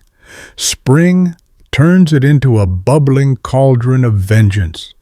You draw the short straw and spend the afternoon digging a fresh pit. You try not to breathe through your nose. You fail. The roads, they're worse than ever. Deep ruts from wagons, puddles the size of lakes, and mud so thick you've seen a chicken get stuck and give up. You and your neighbors toss straw and stones into the worst spots, but the truth is, no one's going anywhere fast. Especially not the old man with a limp trying to push a cart uphill with one hand. Still, there's something hopeful about it. Everyone is outside again. Voices carry across the fields. You see smoke rising from repaired chimneys, hear children shouting as they chase lambs. Smell the tang of fresh-turned soil. It's a mess, but it's your mess, and it's not snow anymore. That's worth something. You help your neighbor raise a new barn wall. His old one collapsed under snow. You don't ask for anything in return. He'll help you when your well needs digging again or when your cart loses a wheel on market day. It's all unspoken, this balance of favors. But it works. You scrub clothes. Not often. Soap is a luxury. But the first washing day of spring is almost festive. You boil water, crush soapwort roots into foam, and pound garments against a flat stone. Your knuckles go red. Your arms ache, but the smell of something almost clean lifts your spirits like nothing else. Historians still argue whether peasant villages were truly cooperative utopias or more like nests of grumbling survivalists barely tolerating each other. The truth, as always, is probably both. You've seen kindness. You've seen stolen turnips. You've also seen someone give their last loaf to a hungry widow. People are complicated, even in a world with no time for complications. And yes, your body still hurts. You twist your back, reaching for a roof beam. Your hand cramps while darning a sock. Your feet haven't been warm since Michaelmas, but you smile a little more now. The sun on your face feels like a blessing. The soft wind smells like new grass and smoke, and for the first time in weeks, you don't cough when you wake up. You even plant a flower near the door. Just one, a marigold. It probably won't grow, but maybe it will. You never stop preparing. That's the truth of it. Spring isn't a rest, it's a warning. Fix what you can, store what you must, heal your tools, heal your home, because summer will be busy, and autumn will be urgent, and winter, well, you remember winter. But right now, your fingers are in warm soil, your face is in the sun, your roof doesn't leak, for now, and your children are laughing in the field, chasing a goat that absolutely does not want to be caught. And maybe, just for today, that's enough. There's a buzz in the village today, not the usual swarm of flies around the midden heap, but a human kind of buzz. Voices rising, people gathering, someone banging a spoon against a pot. A traveling merchant has arrived, and for a moment your life is cracked wide open. You hear the clatter of hooves first, then the rattle of a handcart, the jingle of trinkets, and the creak of worn leather boots. He's not from here. He smells different, like pitch, foreign spices, and weeks of road dust. And he brings the outside world with him. Everyone comes running. Children first, then mothers with baskets, then the village elder with a coin pouch he swears has been hidden since last Michaelmas. You nudge your way into the crowd. You're not buying, probably can't afford a single thing, but that's not the point. You want to see. On his cart, ribbons dyed in shades so bright they make your eyes ache, combs of bone and polished wood, little glass beads that catch the sun like water, strange dried fruits, a scrap of velvet that feels like sin, a tin whistle, salt, honeycomb wrapped in waxed cloth, needles so thin they look like silver hairs. You touch nothing, but your imagination touches everything. Mainstream historical accounts show that traveling merchants were a vital part of medieval peasant life, not just for goods, but for news. With no printing press and few literate villagers, these peddlers were walking gossip columns. They brought stories from far-off towns, rumors of war, plague, politics. You hang on every word. He speaks of a new bishop 2 valleys over, a river flooding near the coast, a baby born with teeth. You shiver. Someone crosses themselves. Another mutters, "Omen." Whether these tales are true or not doesn't matter. They're new, and in your world, novelty is as precious as gold. But not all goods are brought by merchants. Some are made here, traded from hand to hand. The blacksmith's nails for the cooper's barrels, a wheelwright's help in return for eggs. You once traded a cured rabbit skin for a turnip the size of your fist.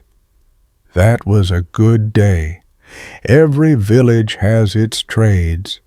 You might be a spinner, twisting wool into thread with aching fingers and a rhythm so steady it echoes in your dreams.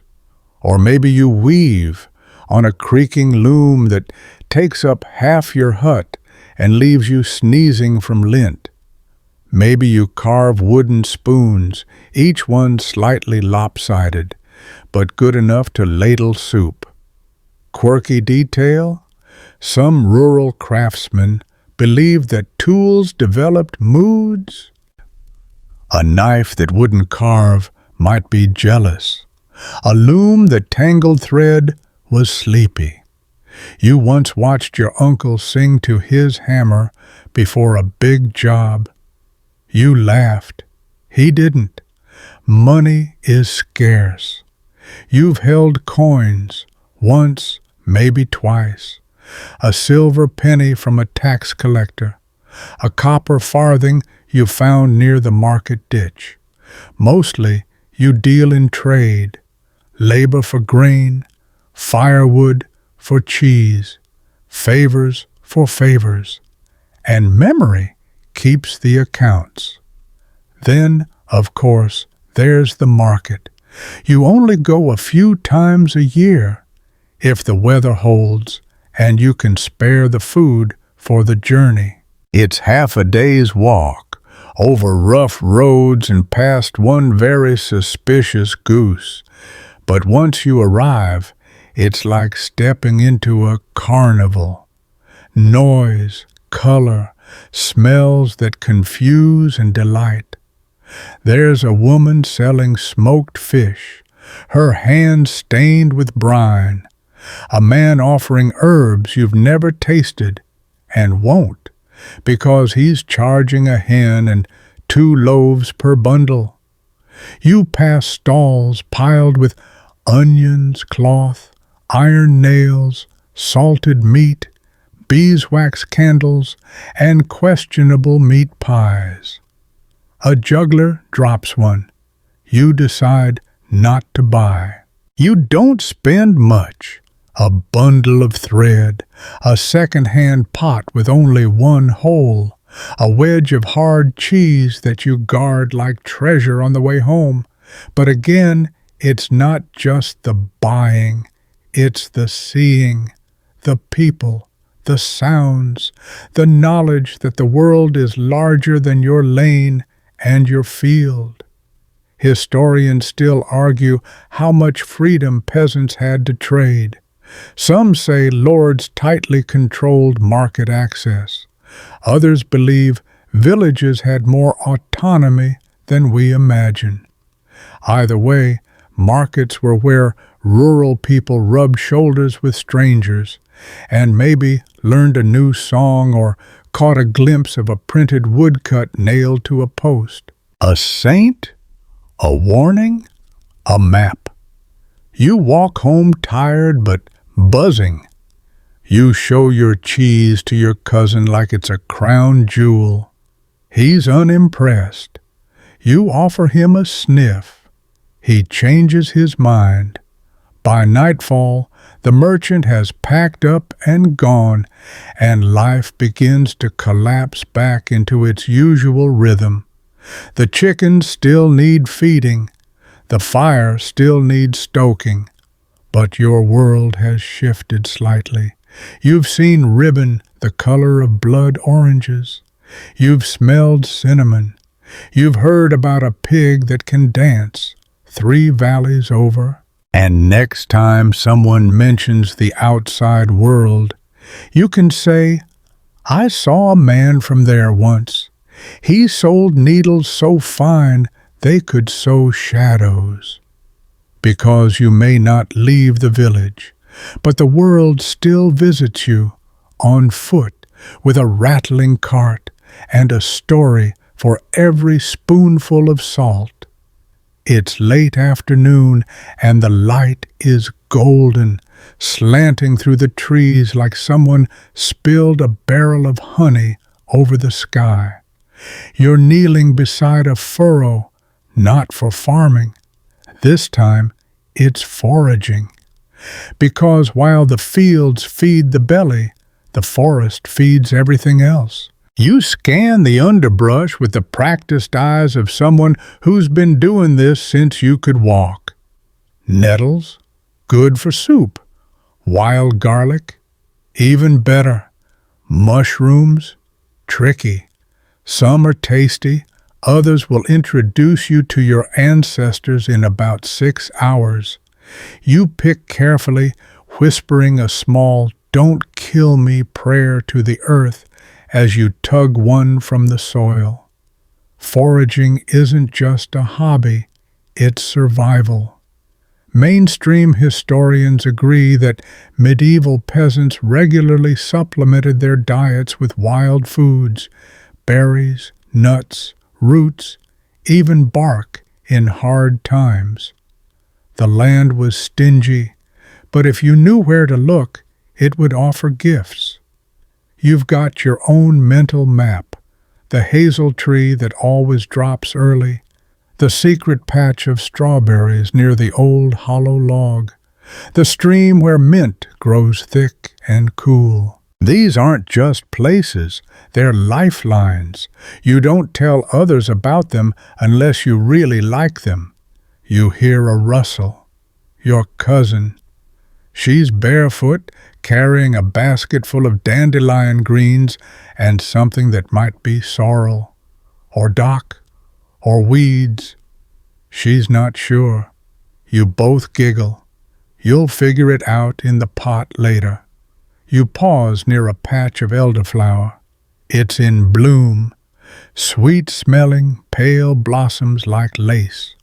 Your grandmother makes wine from these, the good kind, the kind that makes the old men sing badly and the young ones think they can dance. You gather a handful, carefully, quirky detail. Some believed elder trees were protected by spirits. Cutting one down might bring misfortune. You never test that theory. You always greet the tree, just in case. Foraging isn't limited to the forest. You pick snails from stone walls, fish for eels in muddy ditches, and once, you swear, a neighbor roasted a hedgehog wrapped in clay. It smelled like burnt leaves. You still tried a bite. It was crunchy. The fields themselves offer snacks. You chew wheat stalks, gnaw on raw turnips, and sometimes nibble young shoots of whatever's growing. You've definitely eaten grass out of boredom. It's not good. You use what you find, always. Nothing goes to waste. Those nettles? You boil them into a soup that tastes surprisingly like peppered spinach. The mushrooms, once verified not to be lethal, go into stew. The garlic, fried in oil if you're fancy, or just smashed into bread dough and baked near the fire. Preservation is key. What you can't eat now, you dry or pickle. Herbs hang in bunches from the rafters. Fruits get mashed and stored in jars, sealed with wax. You've seen your aunt dry fish by the fire, swatting away flies and children with equal vigor. Historians still debate how extensive this foraging knowledge really was, passed down orally, localized, and often coded in superstitions. Was it science or survival instinct? Maybe both. You just know it works. You're alive, after all. But nature isn't always kind. You've been stung by bees, scratched by brambles, nearly stepped on an adder once. There was also the incident with the boar. You still don't go near that part of the woods alone. Boars don't forget, or forgive. You listen to the forest as much as you walk through it. Birds fall silent before rain. The rustle of undergrowth might mean deer or worse. The distant drumming of a woodpecker means you're near the hollow oak. Everything has a sound. You just have to hear it. Sometimes you gather more than food. twigs for kindling, sap for glue, bark for brewing. Even moss gets used to insulate shoes or stop a bleeding finger. You once made a toy rabbit from twine, twigs, and a very patient squirrel. It lasted 2 days. Still your best work. You bring your haul home as the sky begins to fade. Your basket is heavier than expected. Mushrooms, herbs, a handful of gooseberries, one very smug-looking snail. Your mother raises an eyebrow. "Not that again," she says. You shrug. Protein is protein. Dinner that night is a forager's special. Root vegetable mash, mushroom gravy, safe, you promise, and bread with herbs mixed into the dough. It's not a feast, but it smells good, and everyone eats in silence, which is rare and speaks volumes.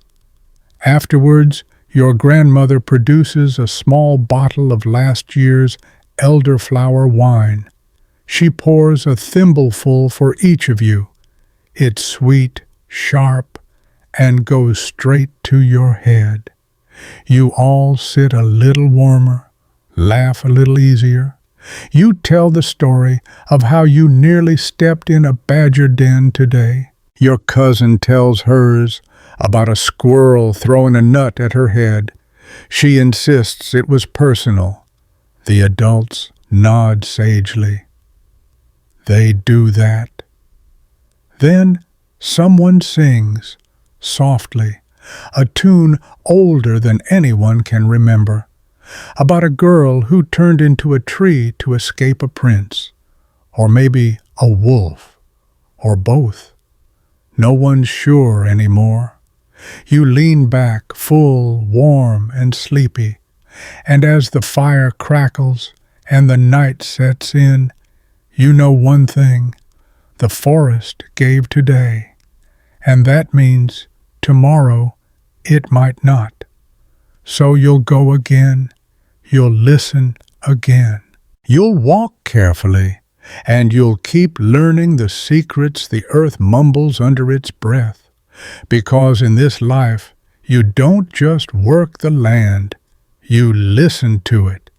You're wiping your hands on your tunic, not because they're dirty, they always are, but because you're about to touch leather, and leather means business. Today is no ordinary day. It's time to pay your dues. You live under a lord. Not by choice, of course. It's just how the system works. You were born here, just like your father, and your father's father, and you'll likely die here too. The manor owns the land, and you work it. In return, you owe rent, not just in coins, which you probably don't have, but in labor, produce, and a frustrating amount of eggs. The steward arrives mid-morning, on horseback of course, wearing a cloak that could feed your family if sold. Behind him trails a small entourage, scribes with ink-stained fingers, a boy holding a ledger, and one very grumpy-looking dog. The dog does nothing. It just judges. You line up with the rest of the villagers, baskets in hand. Yours has 6 onions, 3 eggs, and a small wheel of hard cheese you pressed 2 weeks ago. It squeaks when you tap it. Hopefully that's a good sign. Mainstream historians describe manorial dues as a mix of regular obligations and random demands. You owe a portion of your grain, a few chickens, and labor. Lots of labor. Today it's rent. Tomorrow it might be boon work. where you help harvest the Lord's fields without pay. Or maybe you're fixing a road or repairing his roof, because nothing says feudalism like fixing someone else's house when your own still leaks. The steward inspects your basket. He prods the cheese. He lifts an egg, sniffs it, shrugs. Then he moves on without a word. You don't know if that's good or bad. You breathe anyway. Quirky tidbit. Some lords demanded their tenants provide unusual payments. One goose on Midsummer's Eve, a song during Harvest Festival, or even, famously, a single white rose every St. Swithin's Day. Yours just wants onions. You consider yourself lucky. You also owe labor. At least 3 days a week, you're expected to work the domain, the Lord's personal fields. It's just like farming your own, except you get nothing from it. No crops, no thanks, no shade, just sunburn and someone shouting at you to stop leaning on your hoe. You show up at dawn, tools in hand. The steward points, grunts, and walks off. You and a dozen others start plowing, or weeding, or hauling manure. You joke about sneaking off early. You never do. There's always someone watching. But dues don't stop at the field's edge. There are fees, too. Want to use the mill? That'll cost you a portion of your grain. Want to bake in the Lord's oven? Pay in bread. Want to gather firewood from the woods? Technically, that's poaching, unless you offer a bribe and look innocent. There's even a marriage fee. When your daughter marries, you owe the Lord a gift, for the privilege of her not being married to him, apparently. It's usually a chicken, or a silver coin if you're rich, which you're not. Historians still argue how oppressive this system really was. Some say it crushed peasants under an unfair weight. Others argue it provided stability in chaotic times. You just know that the steward always shows up when your best onions are finally ready. Still, it's not all misery. Occasionally, there are fairs hosted by the manor, an excuse for the Lord to show off his wealth and for you to pretend you're not poor.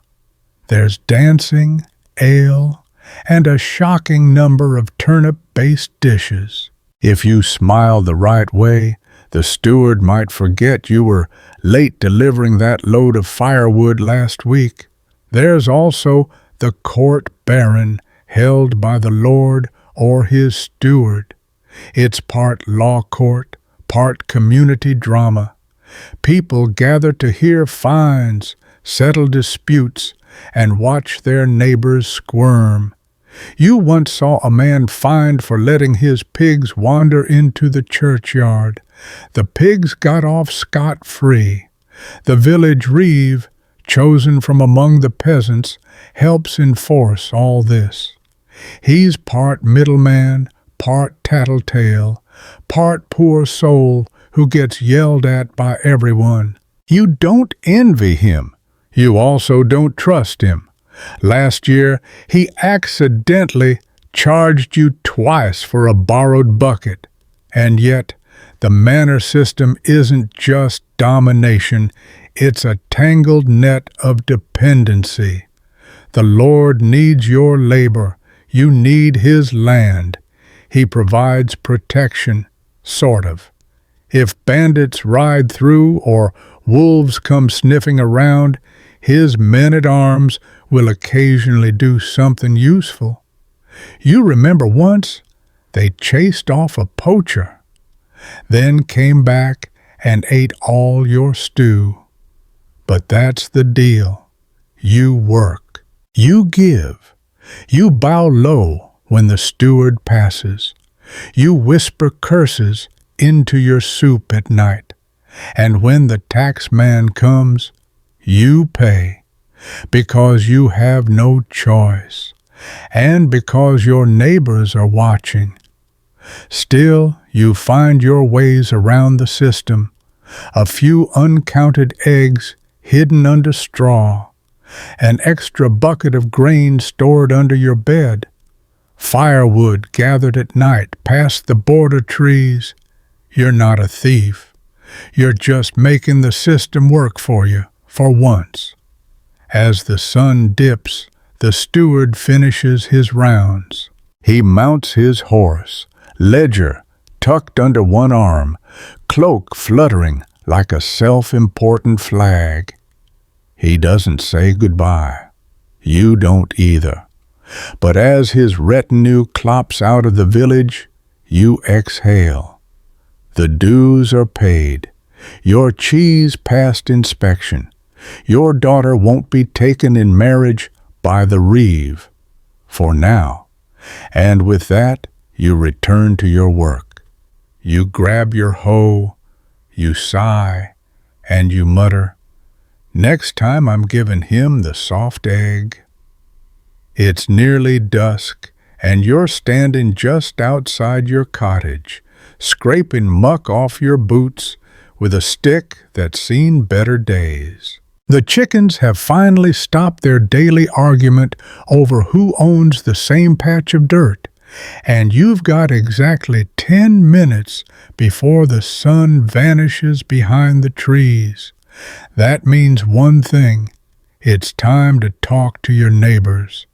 Not formally, of course. There are no printed invitations or scheduled meetups, but medieval peasant life is communal by default. You don't really choose to interact with your neighbors.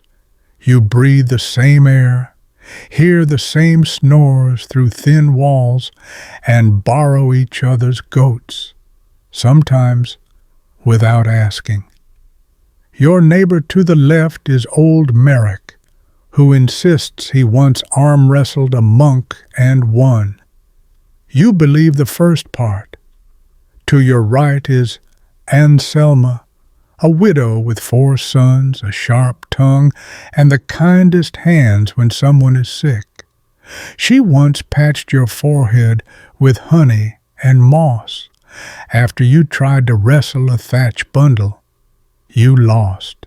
Mainstream historians often stress that medieval village life was deeply social, structured around mutual aid, gossip, and shared burdens. Your survival isn't just about your own strength, it's about the network of hands that catch you when you stumble. And let's be honest, you do stumble. A lot. Evenings are when it all comes out. Who got caught taking onions from the communal field? Who slipped into the woods with the brewer's apprentice? Who's secretly hoarding barley under their floorboards?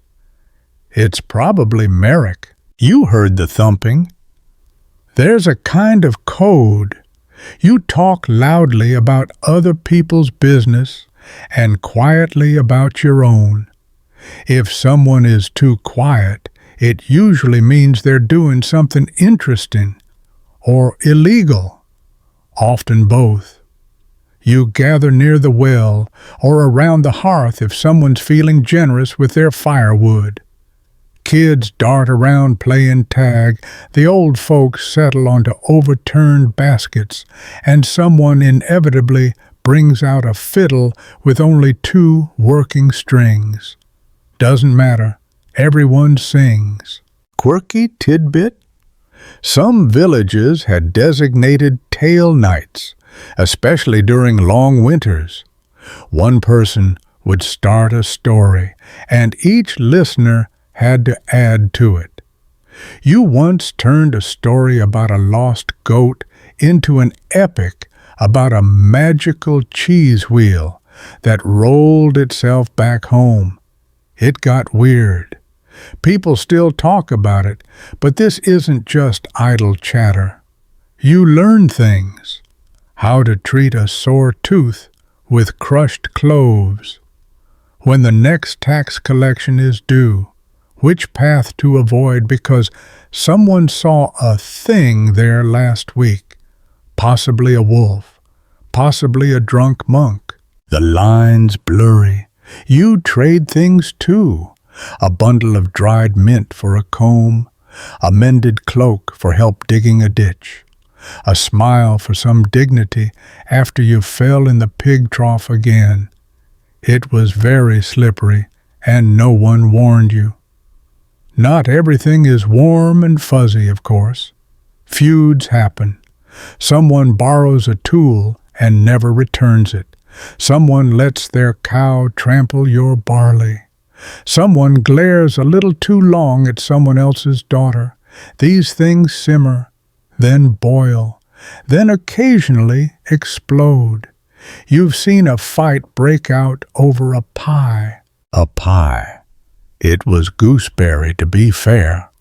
But most disagreements get settled with grumbled apologies, awkward handshakes, and a few extra chores as penance. No one has time to stay angry. The thatching needs finishing. The fence is still leaning. And someone's cow is, oh look, it's trampling your barley again. Still, the social structure runs deeper than gossip and pie fights. There are community events that anchor the year. Feast days, harvest dances, saints' processions. Even if you don't know who the saint is, you still show up, wear flowers in your hair, and pretend your knees don't hurt during the dancing. One of the biggest celebrations is May Day. The whole village comes alive. Ribbons, wreaths, music. Someone climbs the maypole and immediately regrets it. You remember last year, and Selma's youngest got stuck halfway and had to be rescued by the reeve, who then got stuck worse. It took 2 ladders and a lot of gentle shame to get them down. Historians still debate whether these festivals were truly joyful breaks from hardship or just heavily supervised distractions from daily misery. Honestly, probably both. But when you're holding a wooden cup of weak ale and watching someone juggle turnips badly, it feels like enough. There's also church, of course, weekly mass, feast days, and the occasional wedding or funeral. It's less about religion, though that's certainly part of it, and more about the village breathing in sync. Everyone gathers, everyone kneels, everyone sings, off-key, but earnestly. And every now and then something big happens. A wandering preacher stops by, shouting about sin and damnation. A nobleman rides through, splattering mud and not looking back. A traveling puppet show sets up in the square and performs a slightly inappropriate version of the Noah's Ark story. You're still not sure if the dancing pigs were biblical. But mostly, it's the little things that matter. Sharing a bowl of stew, helping a neighbor pull a cart from the mud, sitting beside someone on a rough bench, not speaking, just watching the fire. Because in this life, no one survives alone. You need someone to hold the ladder while you patch the roof, someone to watch your child while you dig potatoes, someone to laugh when you say, "Do you think the cow meant to trample the barley?" And they laugh, because they do need you too, even if they pretend otherwise. So you finish wiping your boots. The sun's gone down. The air smells like wood smoke and moss. From somewhere down the lane you hear the fiddler starting up again, 2 strings and all. You head toward the noise, hands in your pockets, heart a little lighter. Tomorrow will be hard. But tonight, you're not alone. It's early morning, and your eyes are still half glued shut when you hear it, the slow, deliberate clang of the village bell. It's not a fire, not a feast day. No baby's been born and no one's cow is running wild. At least, not yet. This bell is for something else.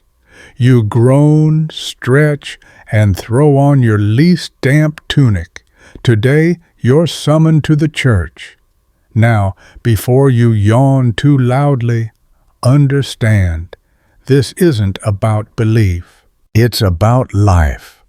In a world where medicine is a gamble, government is far away, and the weather might try to kill you, the church is your calendar, your counselor, your moral referee, and your most consistent, if exhausting, obligation. You shuffle out the door, join the procession of villagers heading down the muddy lane. There's old Merrick, muttering something about another sermon about geese, probably. There's Anselma's youngest, dragging his feet and mouthing silent complaints. You're all in this together. The church looms at the center of the village. Not fancy, but solid. Stone walls, small stained glass windows, more colored than actually glass, and a weathered wooden door that always creaks like it's personally disappointed in you.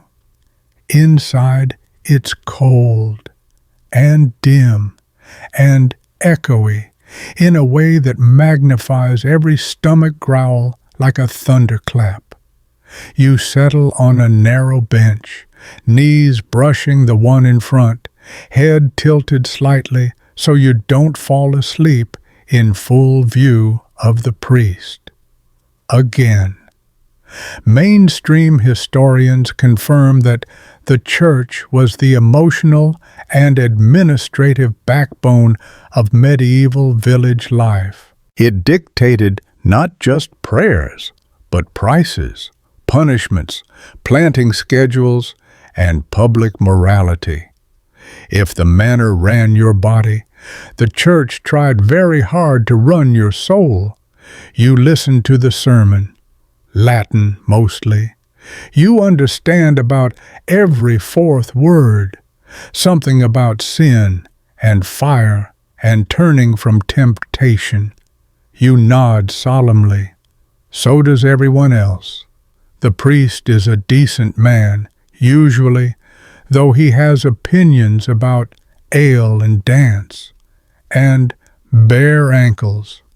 There's the Mass, a ritual so ingrained that your feet know when to stand, kneel, or cross themselves, even if your mind is elsewhere. You mutter your prayers, even the ones you don't quite understand. You've been saying them since you could talk, and now they rattle out of your mouth like old songs. Comfortable, familiar, vaguely terrifying, you take the wafer. It sticks slightly to your tongue.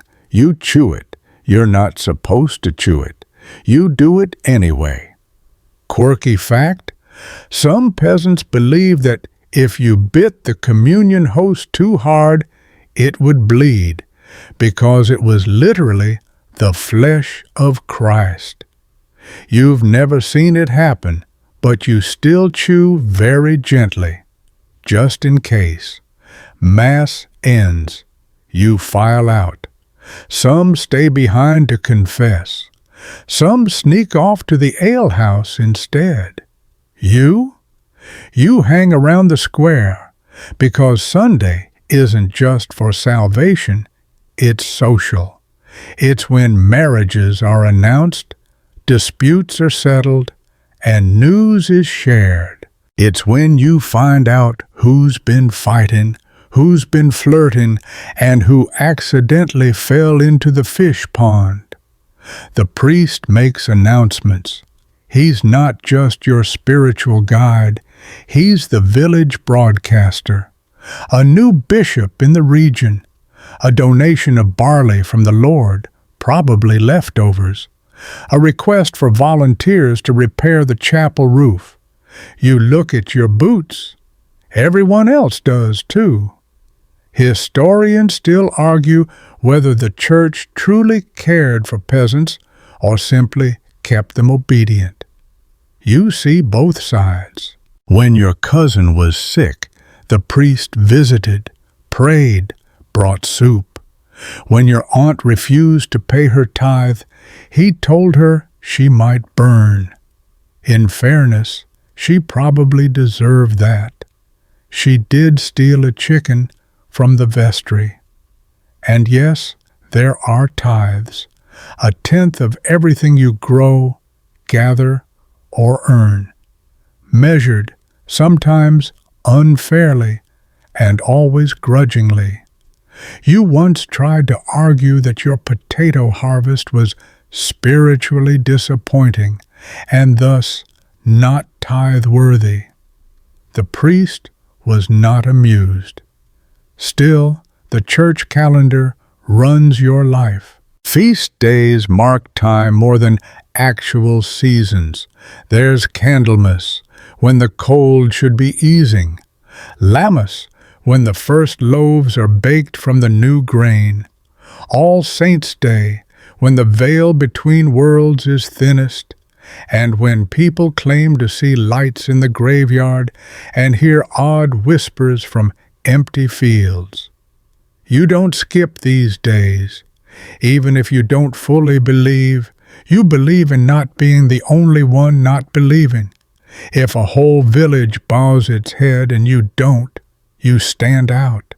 And standing out in a medieval village rarely ends well. The church is also where you're born, married, and buried. It records your life. When you were baptized, when you wed, when you owed penance for accidentally punching your brother with a loaf of bread. Yes, it's in the book. He was asking for it. And when things go wrong, plague, storm, crop failure, you gather here. You light candles, say prayers, and stare at the crucifix as if it might blink. The building holds your grief, your hope, your best tunic, your loudest snores. It's more than a place. It's a rhythm. You leave the square as the bells chime again. You've survived another Sunday. You gave your tithe. You didn't fall asleep during the sermon. You only mildly elbowed the reeve when he tried to cut in line at the holy water font. Not a bad showing, really. You head home humming part of the hymn, just the chorus. You never remember the verses. You pass a child drawing a cross in the dirt. You pass a drunk man loudly arguing with a goose about sin. And you pass your neighbor, who leans in and whispers, "I definitely saw it bleed once." The host bit right into it, terrifying.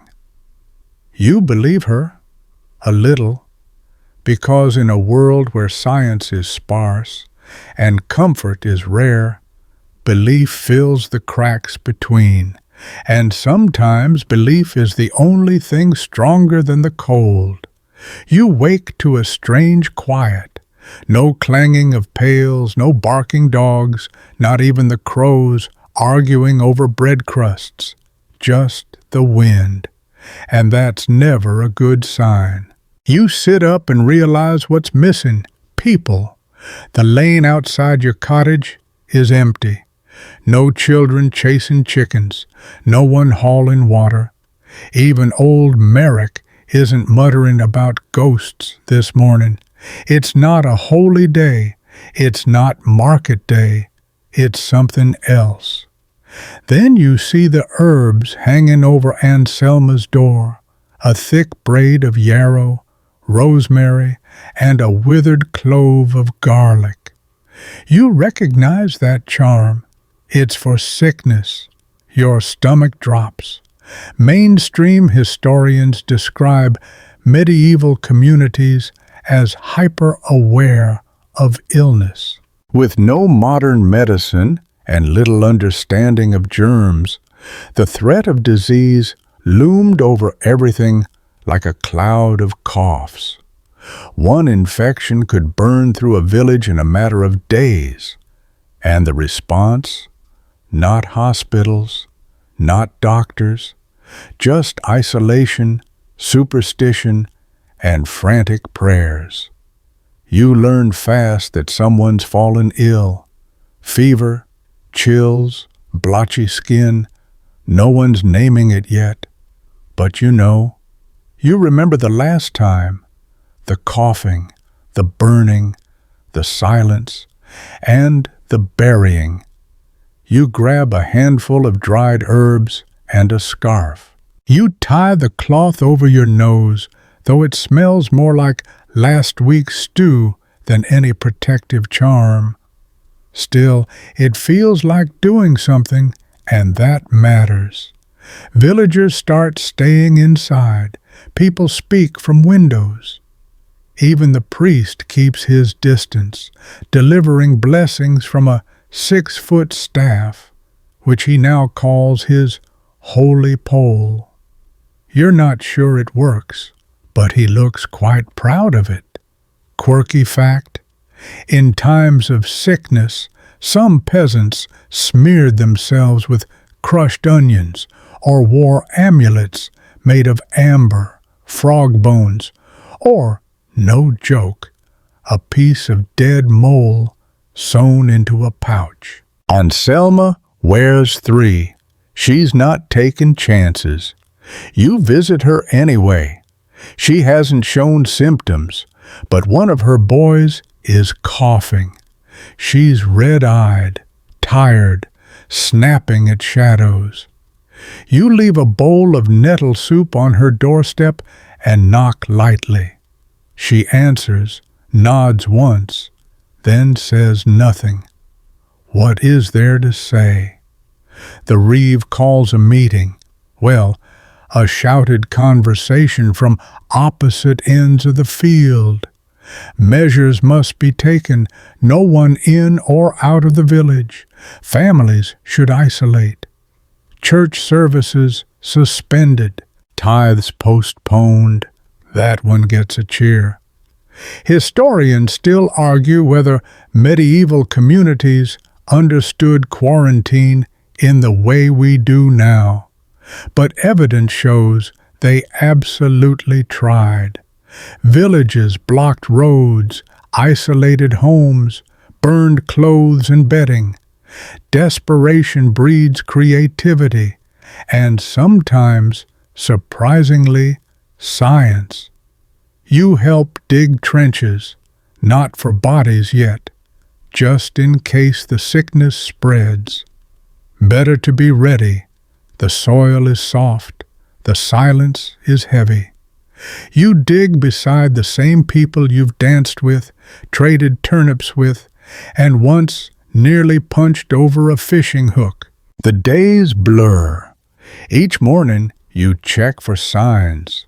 New coughs, fevers, that slow stumble that means something's settling in. You try not to breathe too deeply. You wash your hands with cold water and ash. You burn rosemary on the hearth. You sleep with a charm under your pillow. People fall ill. Not many, not yet, but enough. One old man, 2 children, a girl your age with freckles, and a voice that used to sing like the wind through wheat. You pass her cottage and hear coughing. Then nothing. Still, life must go on. The animals need feeding. The bread needs baking. You take turns drawing water from the well, each person coming alone, eyes darting, mouths hidden. You leave baskets of food on porches. You light candles in windows, and you wait. One morning you see smoke from Anselma's chimney again. You run to her yard, stop short of the door. She opens it, pale, worn, but standing. The boy's fever broke. She smiles for the first time in days. You weep just a little and say you're chopping onions. Quarantine begins to ease, slowly. A few families meet outdoors. The priest resumes services, outside, with wide spacing and twice the volume. The market cart returns. Life creaks back into motion like a mill wheel after frost. But the village has changed. You see it in how people nod instead of embracing. In the extra second they hesitate before accepting a loaf or sharing a bench. In the new charm hanging over every door, some call it fear, others call it caution, you call it memory. And yes, you laugh again. Merrick swears his goat caught the sickness and then cured itself by sneezing on a bee. No one believes him.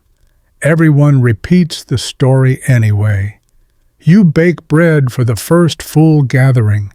People bring what they can, apples, dried fish, even a scrap of honeycomb. You eat, sing, and share stories under the fading sun.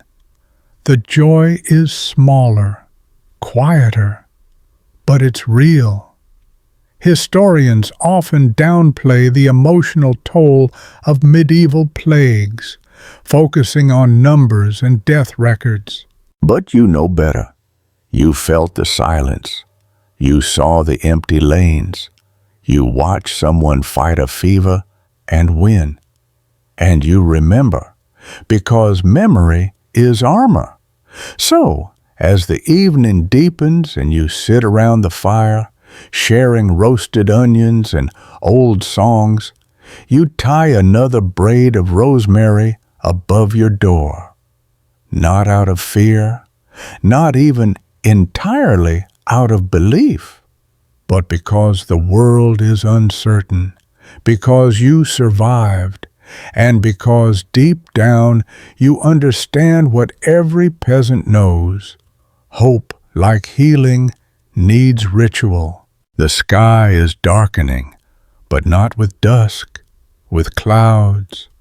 Heavy, moody things that hang low over the village like the roof of a sulking giant.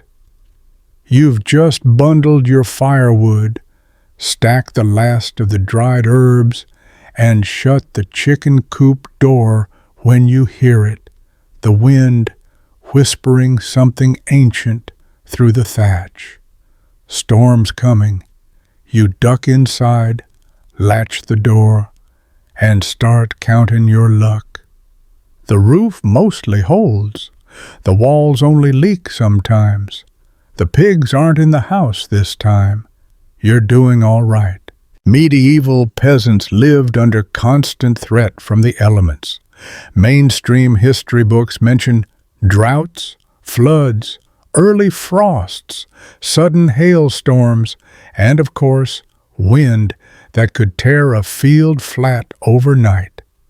If the land was your lifeline, the weather was your greatest gamble. And tonight, it feels like the kind of storm that rearranges things. You light the hearth, stuff extra straw under the door, and pull your blanket tight around your shoulders.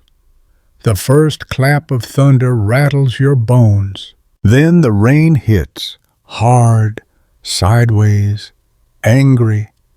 It's going to be a long night. You've done what you can. Your grain is sealed in clay jars. Your tools are tucked under the eaves. The cow is inside, eyeing the soup pot like she knows how these things go. You pat her head. Not today, Bess. Outside, the world turns to mud. You imagine your field, a patchwork of hope and blisters, slowly drowning. You hope the trenches you dug last spring still hold. You hope the seeds don't rot. You hope the chickens remember how to swim. They won't. Chickens are famously bad at swimming. Quirky belief. Some villagers bury a knife at the edge of their property to cut the storm's power. Others hang shoes from trees to confuse the wind. Your neighbor Merrick once stood naked in the rain shouting poems at the sky. The storm got worse. No one's let him try again. You pass the time by mending. A torn sleeve, a frayed belt. There's comfort in the rhythm. Stitch, knot, pull, thunder, stitch again. You hum a song under your breath, one your grandmother sang during storms. It's nonsense mostly, something about ducks and devils and a goat with one boot. The thunder rumbles less now. You peek outside. Flood. Well, not full flood, but the path is a stream and the chickens have migrated to your neighbor's roof. You see one glaring at you like it's your fault. You bow slightly in apology. It does not forgive. Historians still argue how well prepared peasants were for weather disasters. Some say they were helpless victims clinging to luck. Others insist they were deeply skilled in reading the land, adapting through instinct and inherited wisdom. You know which side you're on. You've patched that roof 10 times. You've rebuilt a fence using only twine and 3 pieces of regret. Still, sometimes it's not enough. You remember the frost 2 years ago, how it killed half the apple crop overnight. You remember the hailstorm that punched through the thatch like a drunk angel. You remember the spring flood that swept away the beehives. The bees came back. The hives didn't. Tonight's storm is bad, but it ends. By dawn, the sky is pink and sheepish. Birds chirp as if nothing happened. The lane glistens with puddles and broken twigs. You step outside and immediately sink to your ankles in mud. Progress. You check the field. Some plants flattened, some washed out. Not a total loss. Could be worse. Could always be worse. Your neighbor appears, holding a rooster like it's a soggy loaf of bread. Yours? He asks. You nod. The rooster blinks. You both agree not to talk about it. Everyone's out, inspecting damage, sharing stories. Someone lost a fence. Someone else lost their shoes. Merrick swears the wind carried his chamber pot 5 fields over. It landed upright. That's the miracle of the week. You help where you can. You dig a new trench for the widow and Selma. You rethatch a corner of Merrick's roof. In return, he gives you a half loaf of rye bread and a mysterious pastry that smells like goose. You eat it anyway. You're brave like that. Storms always reveal things. What held strong, what fell apart. Who came running to help? Who stayed behind to tie up the livestock? They test not just your roof, but your resolve. And yet, Storms also clear the air. You feel it, the clean smell of wet earth, the silence after the noise, the way the chickens strut a little prouder, like they personally defeated the thunder. You gather firewood, soggy but salvageable. You make soup, half rainwater, by accident.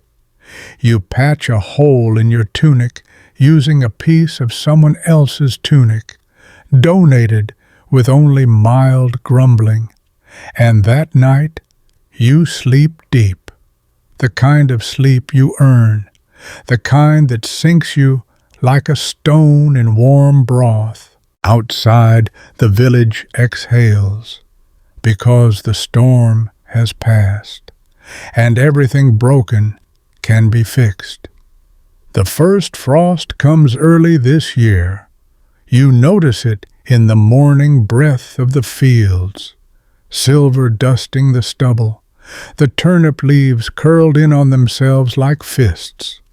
You walk barefoot to the woodpile and immediately regret every life decision you've made. Winter is coming. Yes, you've heard that phrase before.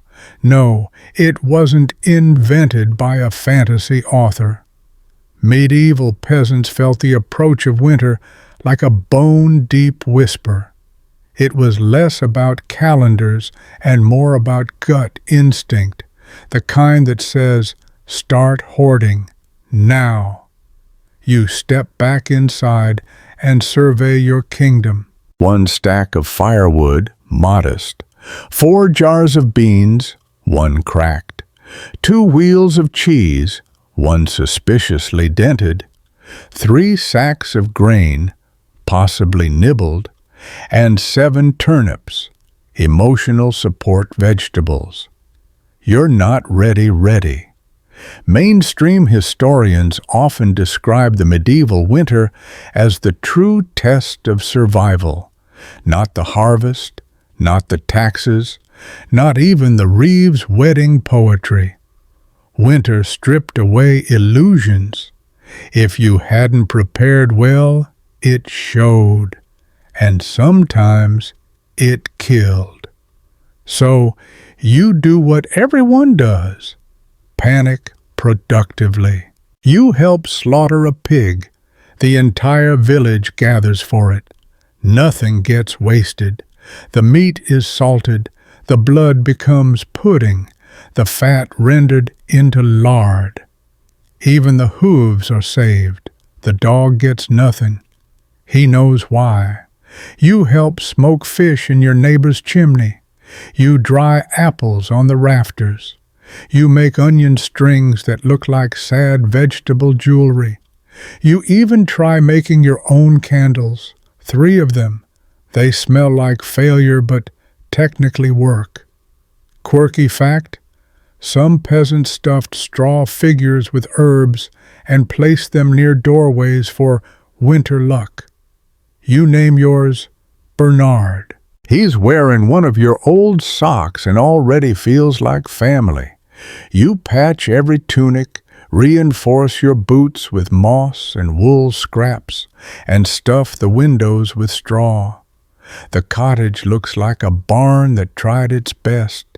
You light a fire. The smoke mostly goes up the chimney this time. Victory. Then the cold really hits. Your breath fogs indoors. The wash basin freezes overnight. You wake with your blanket stuck to your nose. The cow tries to share your bed. You let her, briefly. Each day becomes a rotation of small tasks designed to delay madness. Crack ice from the water bucket. Add wood to the hearth. Stir the porridge. Flip the drying socks. Repeat. You don't work the fields now. The ground is hard, the sun half-hearted. So you do inside work, carving, mending, spinning. And Selma teaches you to knit, and you produce the ugliest mitten the village has ever seen. You wear it anyway. Pride is a summer luxury. Some nights neighbors gather in your cottage. You tell stories, play riddles, sing. Merrick once brought a puppet show made entirely from dried gourds. It was haunting. Children cried. You still invite him back. Historians still argue how peasants felt about winter, whether it was purely dreaded or quietly welcomed as a time of rest. The truth, you think, is somewhere in between. Winter is cruel, but it's also clear. There's no planting to rush, no weeds to pull, no steward shouting about taxes. There's just time to think, to patch, to quietly miss the sun. Illness comes more easily now. Coughs echo through the lanes. A fever takes a young boy. You help carry him to the churchyard, wrapped in linen, tiny and still. The priest's voice cracks during the prayer. You all pretend not to notice. Still, life goes on. The solstice arrives with quiet ceremony. You burn a Yule log that smokes like a dragon's regret. You exchange simple gifts, knitted things, dried apples, a figurine carved from bone. Someone gives you a pie. You weep. Then you eat it in 3 bites. One night, the Reeve organizes a song circle. He sings loudly, off-key, in Latin. You consider throwing a turnip. Then you remember. You only have 6 left. You sit quietly and dream of spring. Food stretches, but barely. You get creative. Bread with bean mash, porridge with dried herbs, a stew made from turnip skins, garlic tops, and prayer. You lick the bowl anyway. Quirky detail. Some believe that burying a piece of bread and whispering your hunger into the soil would bring a better harvest. You try it. The dog eats the bread. The earth keeps your secret. Eventually, one morning, the frost is lighter. The sun lingers. A bird sings, poorly, but with confidence. You step outside and smell something shocking, wet dirt. You fall to your knees and press your hand into it, cold but soft. Winter hasn't ended, but it's starting to loosen, and so are you. You survived, just barely. But barely still counts. You wake to a sound you haven't heard in months, water dripping from the eaves, not the icy, spiteful kind that freezes halfway down your back, but the soft, rhythmic patter of melting. The frost is breaking, the earth is sighing, and somewhere nearby, a chicken is joyfully screaming like it just remembered it exists. Spring is trying to happen. You sit up in your cot, blink the sleep from your eyes, and press your fingers to the window slit. No frost, no ice, just mud, glorious mud. Mainstream historians describe spring as a season of both hope and exhaustion for medieval peasants. The hunger of late winter isn't gone, it's just clinging to your ribs in thinner layers. Your stores are nearly empty, the lard is gone, the cheese is a distant memory. You're down to your last turnip, and even Bernard the sock-wearing straw man is starting to look like a snack. But there's work to do, fields to prepare, seeds to plant. You've been resting, or rather surviving, long enough. You pull on your boots, still soggy from November, and squelch outside. The village is already stirring, and Selma is tossing ashes out her doorway. The reeve is shouting about wheelbarrows. Merrick is singing to a tree. You choose not to ask. The first task, the fields. They're soft, swampy, and riddled with frost-heaved stones.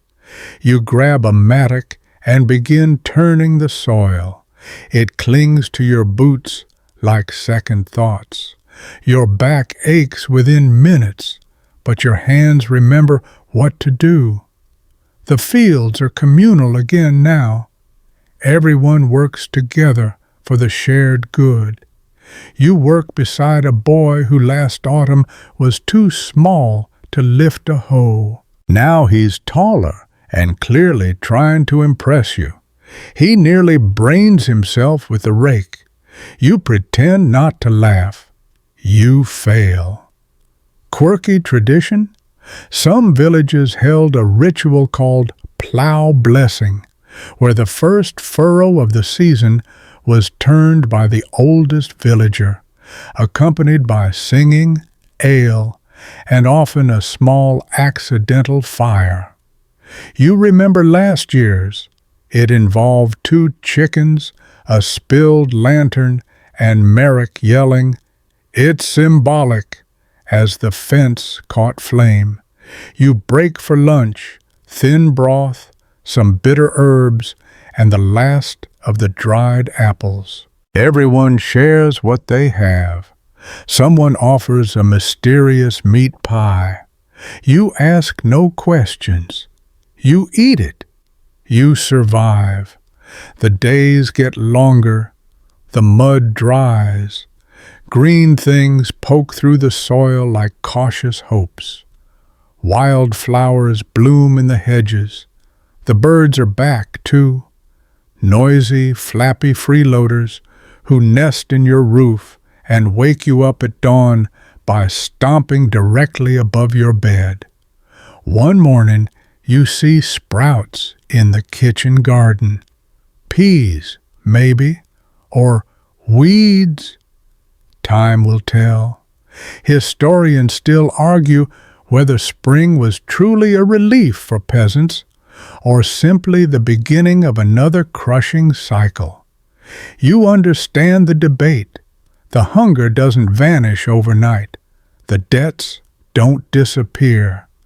But there's light again, and warmth, and the smell of things growing. You help repair a wall, redig the irrigation trench, gather wood for the summer oven. The village buzzes with work and wary laughter. Then comes Easter, the big one. Church bells ring. The priest bathes for the first time since Candlemas. Allegedly. Everyone wears their best patched tunics and pretends not to smell like smoke. You walk to the green and join the procession. There's food, blessed bread, hard-boiled eggs, and a stew that's suspiciously meaty. No one looks too hard at Merrick. There's dancing, singing. The reeve tries to juggle, fails, almost breaks his foot with a turnip. Everyone cheers anyway. You sit by the fire that night, full for the first time in weeks, and think, maybe this year will be different. Maybe the frost won't come early. Maybe the barley won't get blight. Maybe the steward won't ask for another goat tax. You know better, of course, but still, you hope. You lie in bed that night, listening to the frogs croaking outside your window. The cow shifts in her stall. Bernard the straw man stares from his corner, slightly singed, but still standing. And you realize spring isn't about relief, it's about renewal. The wheel turns, you bend to it, again. The sun hangs high now.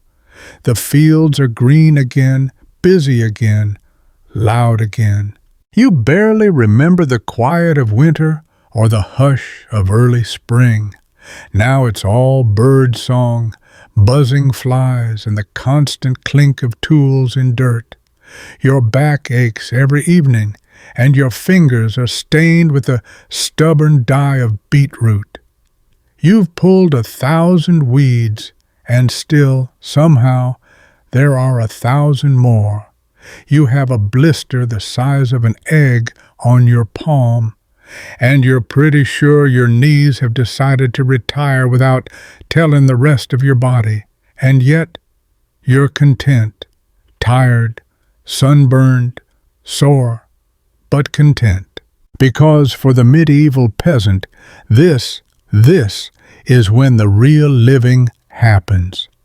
Not in the hunger of winter, not in the scraping survival of spring, but in the long grind of the working year. This is when the harvest is planted, the food is grown, the life is earned. Mainstream historians sometimes reduce this part to mere labor, but you know better. This is everything. This is survival dressed in sweat and straw. You rise with the sun, or sometimes before, dragging your half-dreaming legs toward the field. You take a moment to admire the straightness of your seed rows, mostly straight. That one veers like Merrick after 2 ciders, but it still counts.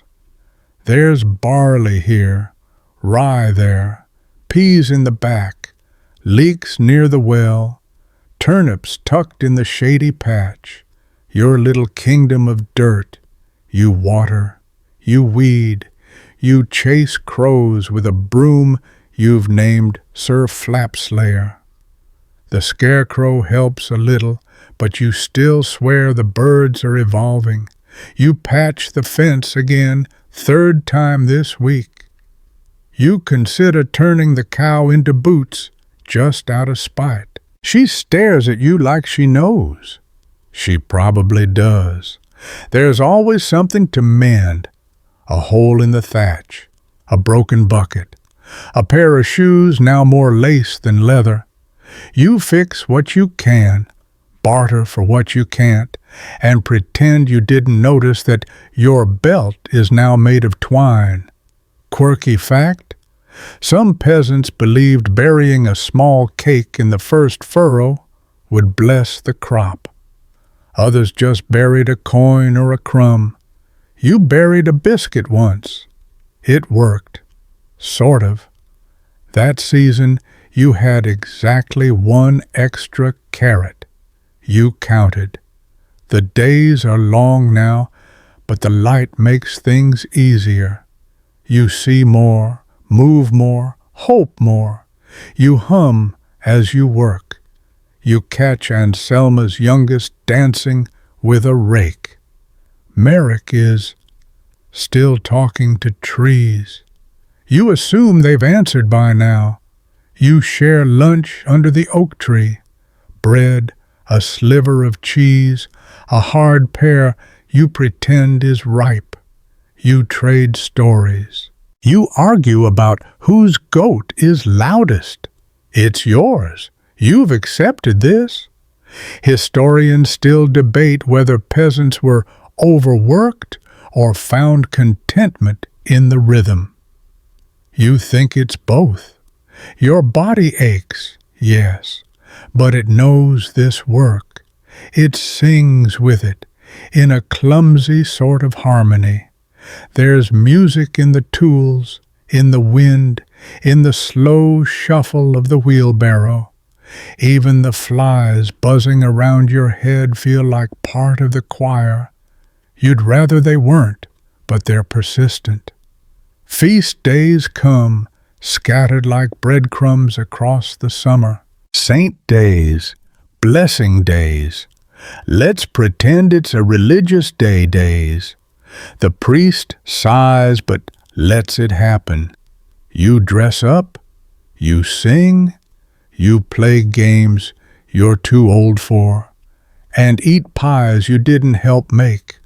Life is short. Pies are shorter. One night, the whole village gathers to dance. Someone plays a lute. Someone else drums on a bucket.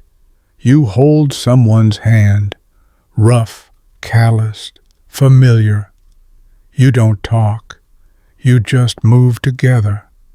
Your feet remember what your mind forgets. Joy doesn't always need a reason. And just when you think you've found a rhythm again, the reeve announces the steward's visit. Taxes, inventories, inspections. You groan.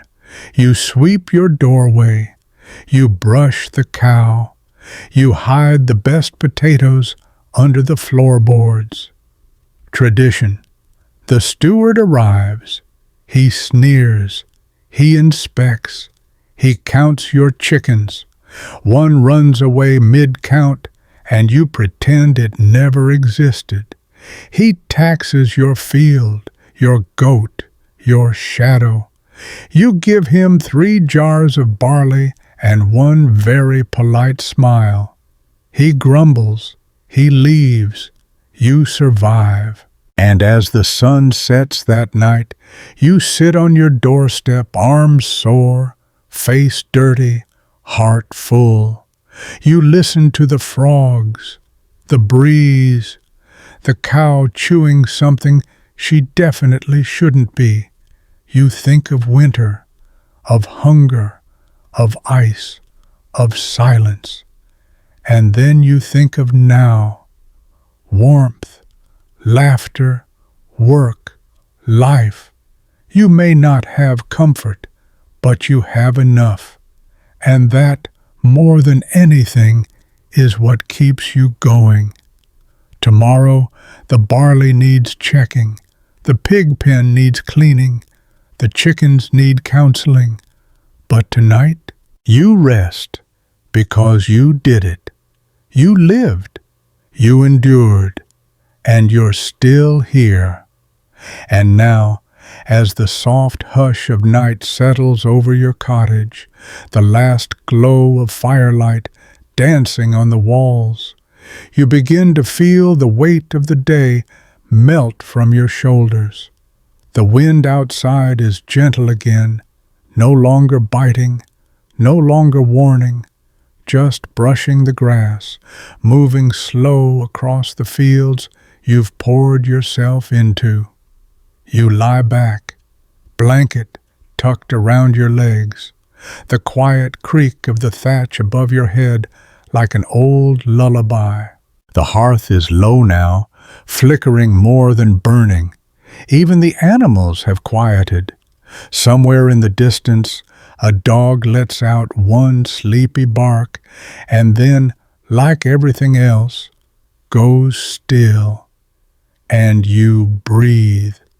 Deeper now, slower, letting each inhale carry with it the scent of earth and wood smoke, and something green just beginning to grow.